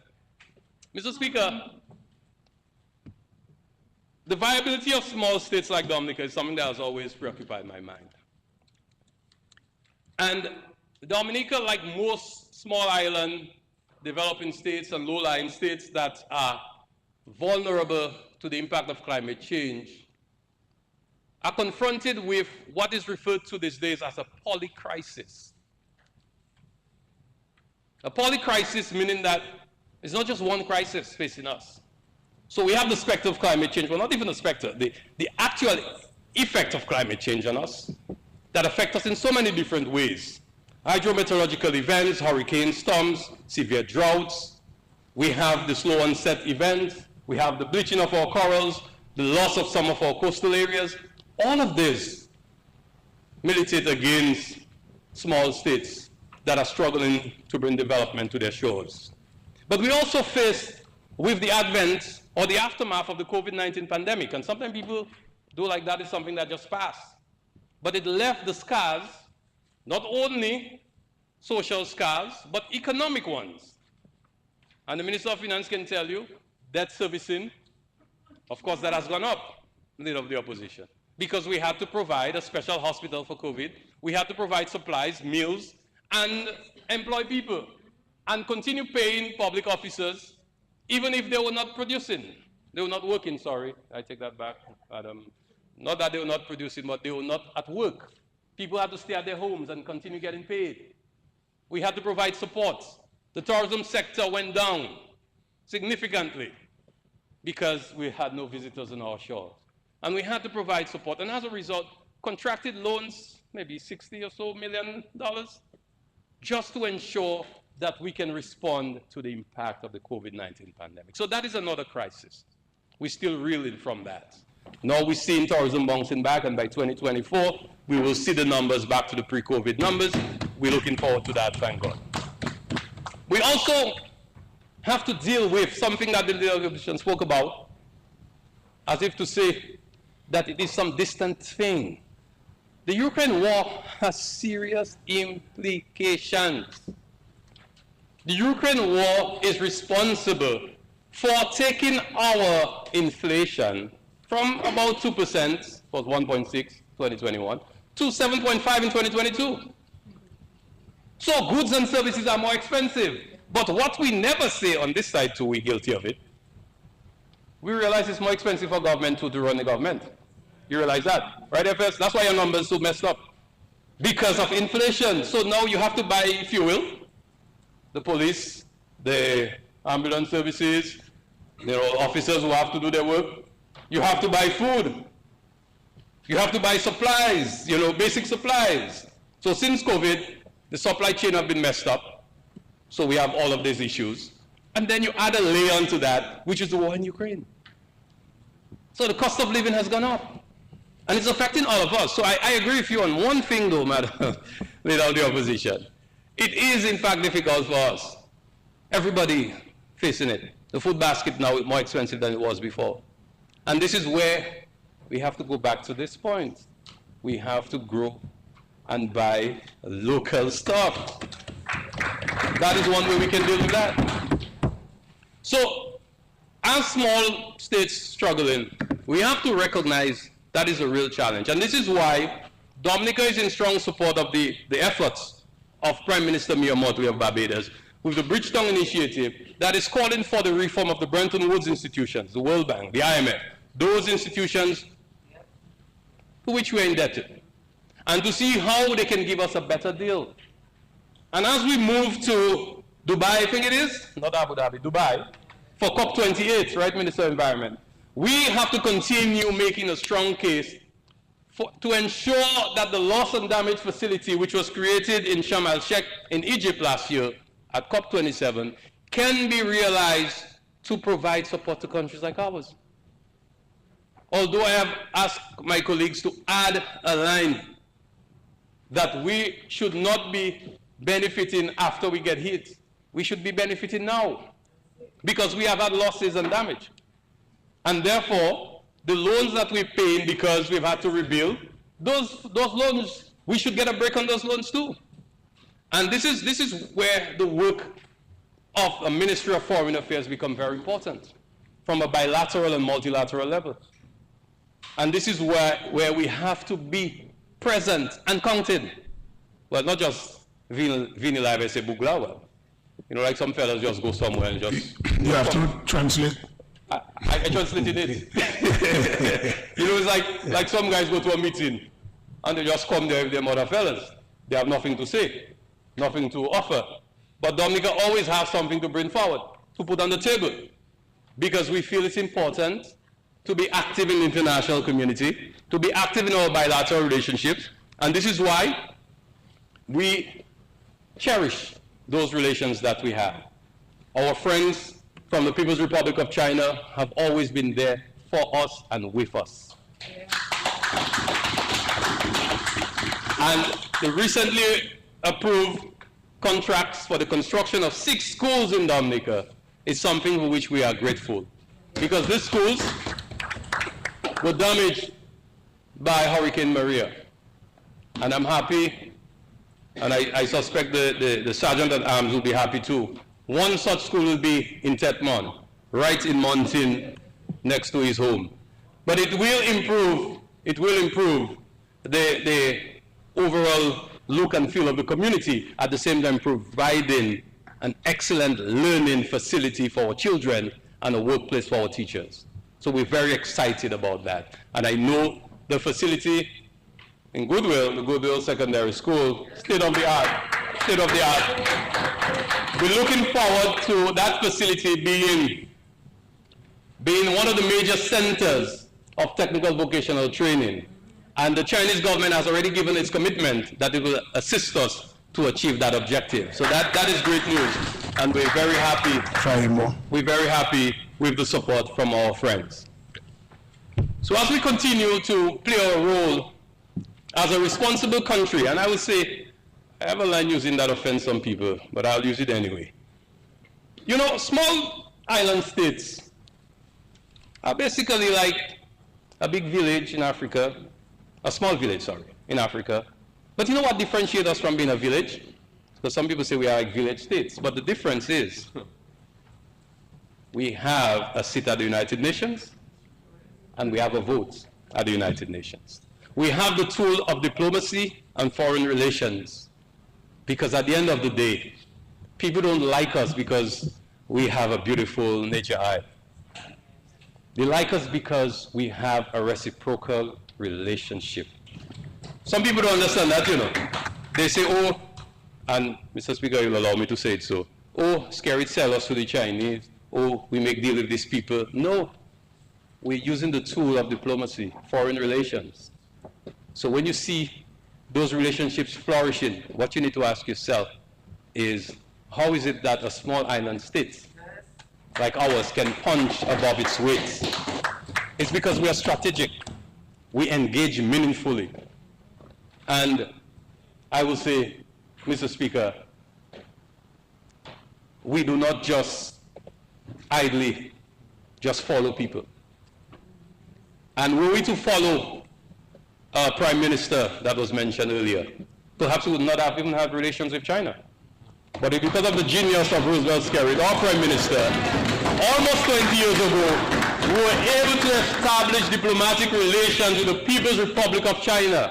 And look at it now. Look at what it has produced. So when you hear visa imposition on Dominica, don't worry, don't think it's over. It's not over. My partner from Marigot, I don't know how strong your Creole is. I see you smiling at me. But we like vete. We like earthworms. You can't kill us so. We're resilient. And we'll always survive. And thank God that He has ensured that we always survive. Mr. Speaker, I support the 2023-2024 national budget.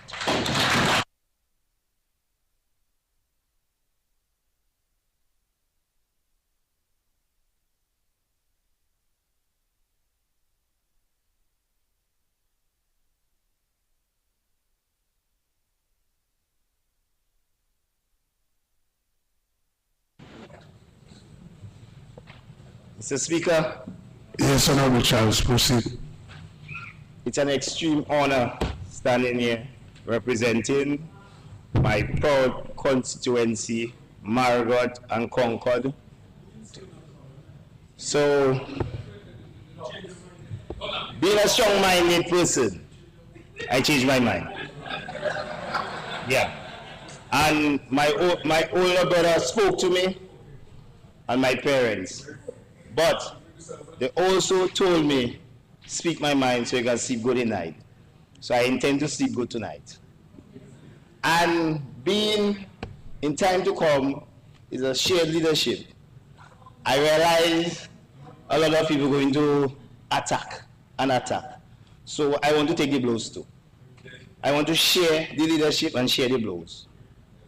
When it comes to the agricultural section and the part of the budget, it is a pretty budget, pretty. But you see the follow through, the implementations of this project. For instance, for example, the white potato is a seasonal crop. And the minister know Dexter get the seeds late. So I know it would have contributed a greater percentage to the GDP. So I am urging Dexia to get those seeds on time this season coming. But we also need to get a next crop, because this crop is seasonal. It's very seasonal. So the last recommendation, so you see the last budget, the former minister, I mean, at the last budget, they were targeting young farmers. But the minister before did not spend his money. I cannot, or I do not know to my knowledge, no farmer on the Northeast. Mr. Speaker, I was watching the minister. Mr. Speaker, remember my cousin warned you. No, I was just watching Minister of Agriculture, while speaking on agriculture. But Mr. Speaker, I would like the Minister of Agriculture to spend his allotted money, his funds that is going to be approved, because agriculture needs every single cent, and agriculture is the way forward. The land and the sea is the money for Dominica, because some projects will fail, eventually we'll have it ups and downs. But you see agriculture, you see food, you see your food security. I would like you all to secure that, because up till today, the former minister yet to build a 4-pen thing in the office. He had the money there. They'll take it from him and send it somewhere else. Redirect the funds. Use the money they allotted to you all. Use it. Simple, just use it. Just use it. When it comes to the agriculture, again, Mr. Speaker, I don't know what Bowie and Margaret did to you all. But the records will state, anytime you all want agriculture to improve in this very Dominica, you see the food basket and the bread basket of this country, we have to get a larger portion of these allotted funds. We need it. Margaret and Salisbury, the records don't lie. The records don't lie at all, at all, at all. If you all check the records, you need Margaret and Salisbury. Ben high, Ben low, you need Margaret and Salisbury. Simple. So spend the money where it has to be spent. You need Margaret and Salisbury. Simple, you need Margaret and Salisbury. Now, I don't even want to talk. You see, brothers and sisters will agree and disagree. St. Vincent will disagree. Now, my very Prime Minister made a statement. You all pass a law and have a law for smokers to blow marijuana smoke in my face. I don't agree to that. The law, decriminalization of marijuana. But I would like to give a recommendation. The recommendation I would like to give, when you watch your sister, brother country like St. Vincent, what I think farmers should be doing, planting your marijuana for the manufacturers to make your money, not for people to smoke. To make your marijuana oils, because we have to move with the times. Yes, I dread. You have to move with the times. You have to move with the times, Mr. Speaker, because the world economy is changing, and you all said you have to move with the times. They're making marijuana oil, marijuana soap, everything is marijuana right now. If you don't have marijuana in your economy, it is the goal. You have to move with the times, you know, Mr. Speaker. If you don't want to move with the times, you'll be left behind. You have to move with the times. It's simple. It's a simple thing. It's a simple thing. Simple. Just move with the times. Change the laws so you can put a greater emphasis in the marijuana. Simple. It's a simple process. But I'm going to move on and leave it alone, yeah? Now, Mr. Speaker, I realize alcohol going up. Insurance fees going to go up. Credit union increase their fees because they're going to have to pay something now. Yet, it don't have no buffer there to ease up their frustration. Buffer. It don't have no, because when you see the frustration with young people, and yet the minister of education,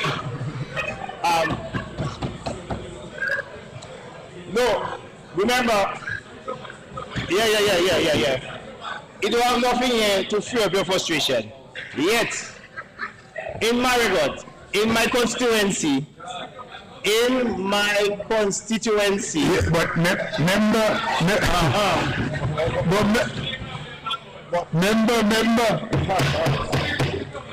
but brothel is illegal in Dominica, so are you suggesting? Withdraw, Mr. Speaker. I'm not saying you should withdraw. Oh. I'm just saying it is illegal, so you have to put your context. Yes, so be careful. Be careful. Now, Mr. Speaker, with the frustration with the increases in a lot of things, yet the museum in Marigot is still not open.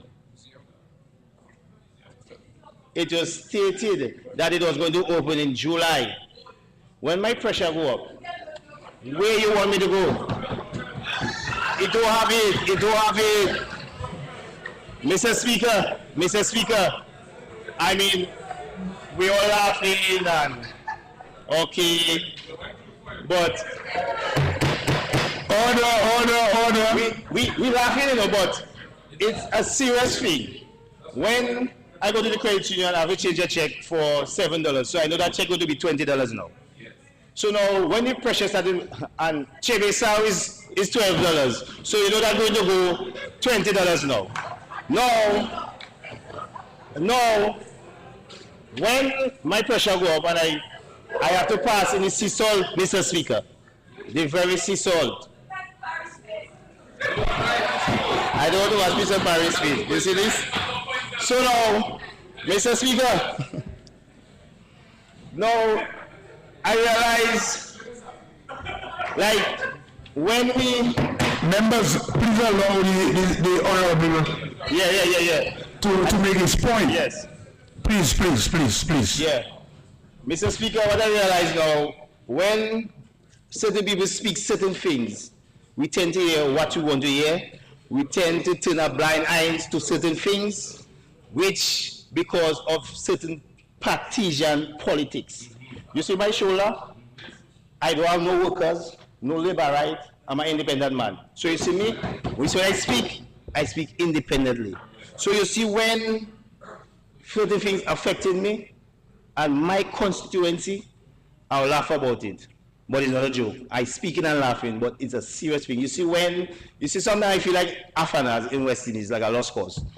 Just batting, scoring, and the team not helping me. Because I just come, I just reach, I just reach, and I try my best, and it's like a lost cause. I need you all to help move this country. Yes, I come in there. Hold on, I come in. Hold on, man. But it also come to my attention. I seen Dominica on West Indies there. But anyway, you'll tell me what's the cost of that. You'll leave it alone. Yeah. No, in my run now, I realize I don't know if it's a constituency office, but the former senator, the ghost minister, will explain that to me. Because right now, we have two constituency in Marigot, offices in Marigot. Two constituency offices. So I don't know if it's to give out the school books, because I only asked for 5 first form students to receive help. Would they help? They help, that's the business. But I want 5 of them. I don't know if I was able to get it, but I seen it have 2 constituency office, but at what cost? Okay, let's leave it alone. Now, I have my office, which is paid by this administration, run by some people even calling me the Champal rep. But anyway, I take it any the Champal rep. So I take it in. So I want to know, you answer me later though. The 2 offices, I don't know at what cost. But anyway, I go to move on. I'll move on. Mr. Prime Minister, Honorable Prime Minister, I, on behalf of the fish hunters and the Marigot constituency, would like to thank this government for the contribution for the fisherman fees last same period that took place. It was a great contribution, so they don't have no debt to pay right now. Everything is profit. Now, I going back to agriculture. Hold on, cousin. I going back to agriculture. Yes, I going back to agriculture. Now, you see this fisheries complex? It is underutilized. I don't want it for no jump up only and partying only. So now you see the Honorable Julian Defoe, the fisher groups or the fishermen and the stakeholders in the Marigot and environments, Honorable Cozier, Frederick constituency, can attest, and they are willing to bring recommendation and ideas to improve and make this facility a maximum production, because multi-billion dollars, $1 million spending in it. We have ideas. I know you have ideas too, but we are willing to invite, and you invite us to work and move this facility. This facility is sitting there for party. I don't like that. I don't like that. We want to reach out to you so you can reach out back to us so we can move this facility to make more money and improve my constituency, because a lot of people have been coming to me, well, fisherman feed the baby. I say, okay, I'll deliver that. We reach out to you all, you can reach out back to us so we can enhance this facility that's sitting there. That's a multi-million, that's a facility that can just move Marigot especially, and Dominica to be on it, because we produce fish. We produce it. But anyway, we get to that. Now, I want to say thank you again to this government for the constituency fund of $50 in projects. Sorry, $50,000. Now, I'm so glad, I don't know about that. I'm so glad that the financial secretary is there, Mr. Speaker. And all the projects I brought to her, she never turned them down. It just signed and say, okay. And you see, it's not she alone, you know. The co-signer. She bowing her head. The permanent secretary to the Prime Minister. Okay. And she just signed it. Now, these projects almost completed, getting there, but the money done. It finished. That is why I know I had to use it up, because I have more to get, because it was properly spent. But I know it was properly spent. But I know this very honorable Prime Minister will pass it. He'll give me the money. I know he'll give it to me. Because I wasn't like the ghost minister just cooking pot and giving groceries in his office. I wasn't like that. I doing things that is community orientated. I don't come here to look pretty. I'm the ugliest in my mother children and them. I don't come to make no enemies. I don't come to make friends. I come here for people to respect me. When I come to do Margot, listen to me, I could go everywhere, anywhere, but I stay in Margot. I stay there. Fighting a cause for a better Marigot and a better Dunga on beyond. So you see, from today, I waiting for that money, the top up, okay. All right, I waiting for the money. Now, the shortcoming from certain caretaker and maybe the government to an extent, I want to fix the shortcoming. Because the shortcoming of certain projects that was done in Marigot. Shortcomings. Yeah. This, for instance, my road I grew up on, adjacent to the airport. Mirai, Japanese company, save millions, they finish my river. Venezuelans, Colas scheme, they finish my river again. Bam! Yeah, there's the only place I have scale, eh? They have that. They have that. Now, bam! Banana austerity measures. Yeah. Now, give some money before Maria. Maria blow away the money, the project stopped. Because you see, I like transparency and I like information in advance. And when it comes to Margot, you all giving me a little pressure. The pressure is that you all know I come from Margot constituency, which was predominantly held by the opposition, and you're still not giving me the little info to control and do a little PR work and make you all do work easier. It's a simple thing, you know. Just let me know the information. Now, Maria blow away the money. My father asked me a question. My godfather asked me questions. Everybody asked me questions now, because all of a sudden, I just come Parliament 6 months ago. Parliament 6 months ago. You know. I only want me to fix everything. No, my problem is that help me to help all you. It's simple, you know. It's a simple thing, you know. No, my cousin watching me and what I talking about. This morning I went by the ATM to put a little gas, you know, gas going up, and I got my money low, you know. So I go by the ATM. I stop in. I seen 20 Bajans. I asked, oh yeah, from Barbados, 20 of them. I don't have a problem with Bajans, you know. I don't know if it's, but they have coats, safety coats. No, I don't like that in there. No, the thing is that Bajan company going to extend the runway. Yeah, extend the runway. We have to move with the times, protocols, regulation improve. That's okay. Extend. You do your extension. But my very said road, 3 different set of money, and it is still incomplete. Now, I asked the foreman, the Bajan, what is your intention? Oh, we just going to follow the road for us to pass and do our extension. So I say, what did I get damage? Okay, all right. I say, listen to me. There's an alternative route if you don't know.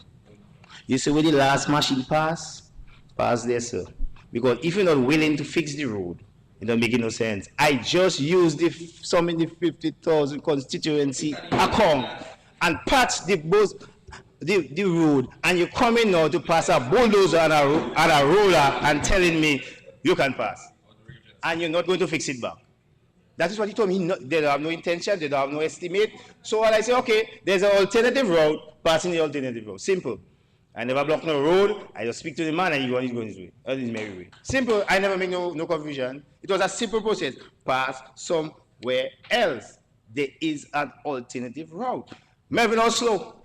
I worked 8 years in the airport. One of the days when Melvin Oslo had 7 flights and asked Mr. Lati, 7, 8 flights coming, start. You can have time to do that in the runway, man. It has space. Melvin Oslo now, man. I mean, Corona, the pandemic, so the things, we catch ourselves.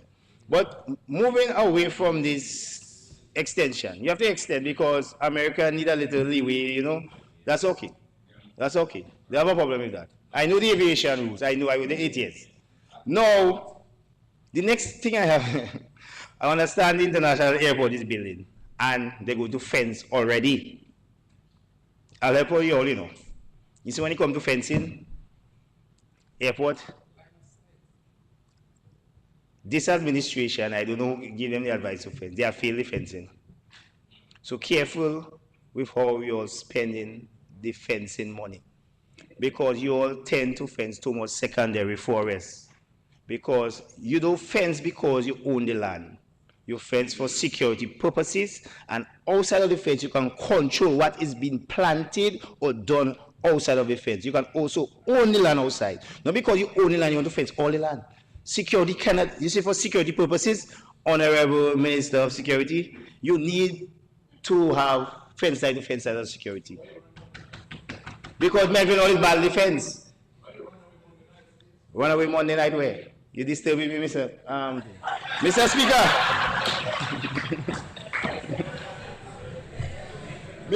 Okay, proceed, member. 10 more minutes. No, I say this now.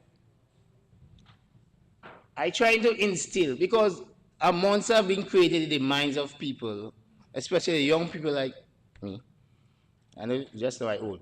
Now that a politician have to give them something. Wrong the world. I may be too little to start it, but I just want to spark it, to take that off in their mind. We have to fix our own. People will come on board, the government will help you all. So I try to instill that in Marigot. Let us fix our own. The Prime Minister will give us a little $50 by us and we'll fix it for ourselves. We can fix it because we have been fixing it for money, we can fix it for free now.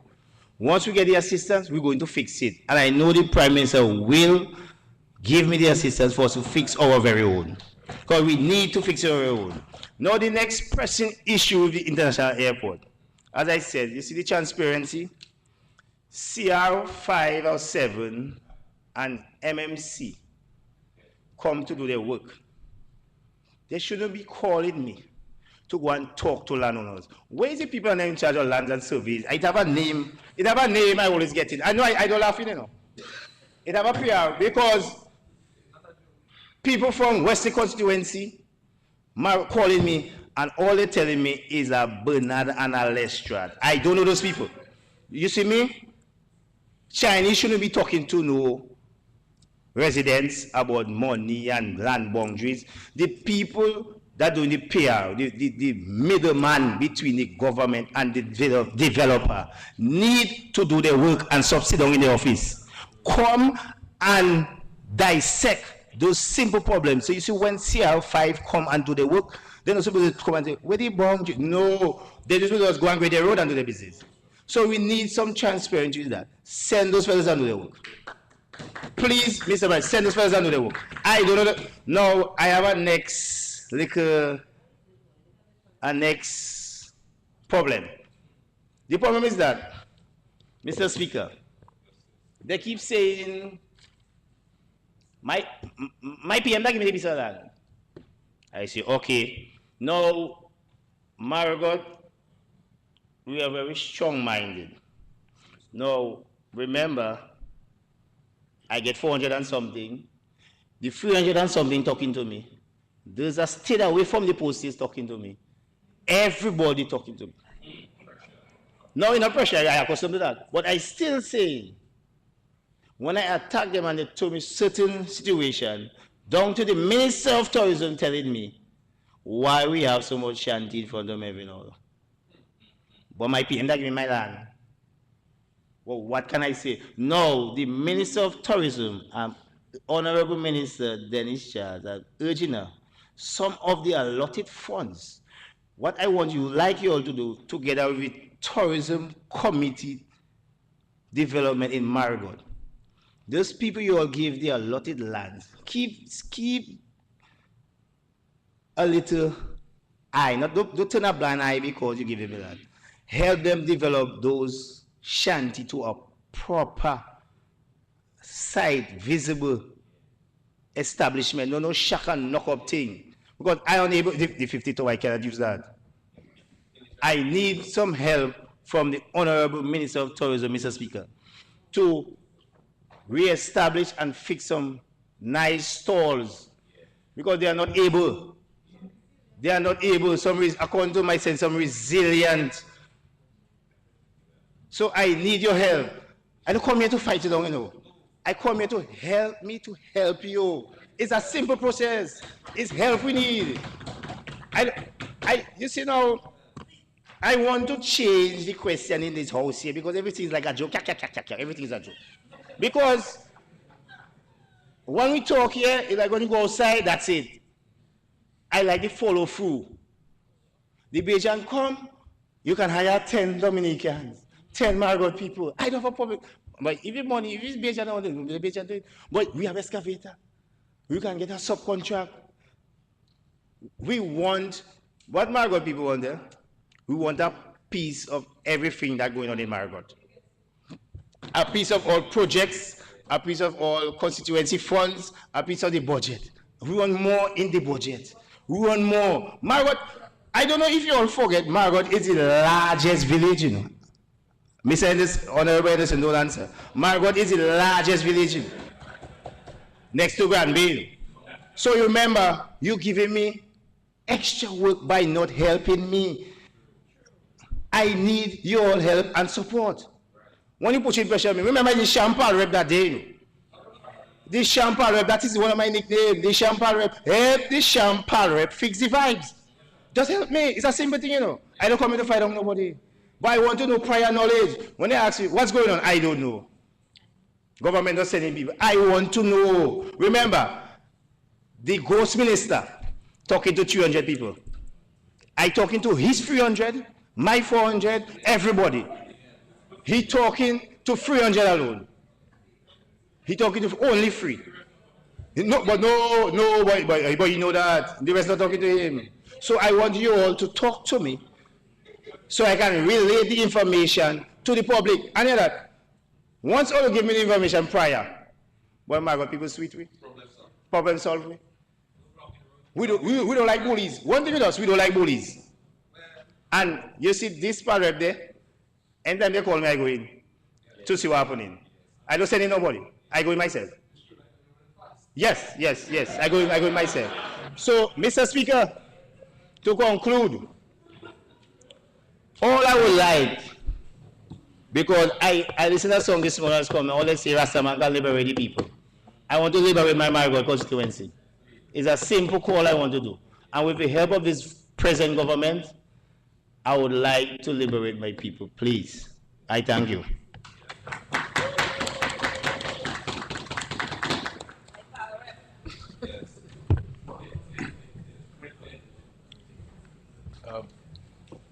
I say to the member for Marigot, 2 things. I will see you tomorrow, and I will visit Marigot next week with you. Okay? Mr. Speaker.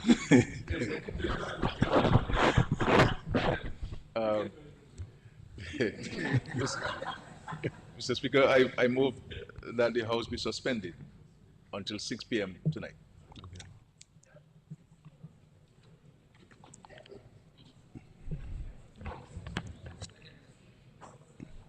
It has been moved and seconded that the House be suspended until 6 p.m. tonight. Those in favor? Those against? The ayes have it. House stand suspended until 6 p.m. tonight.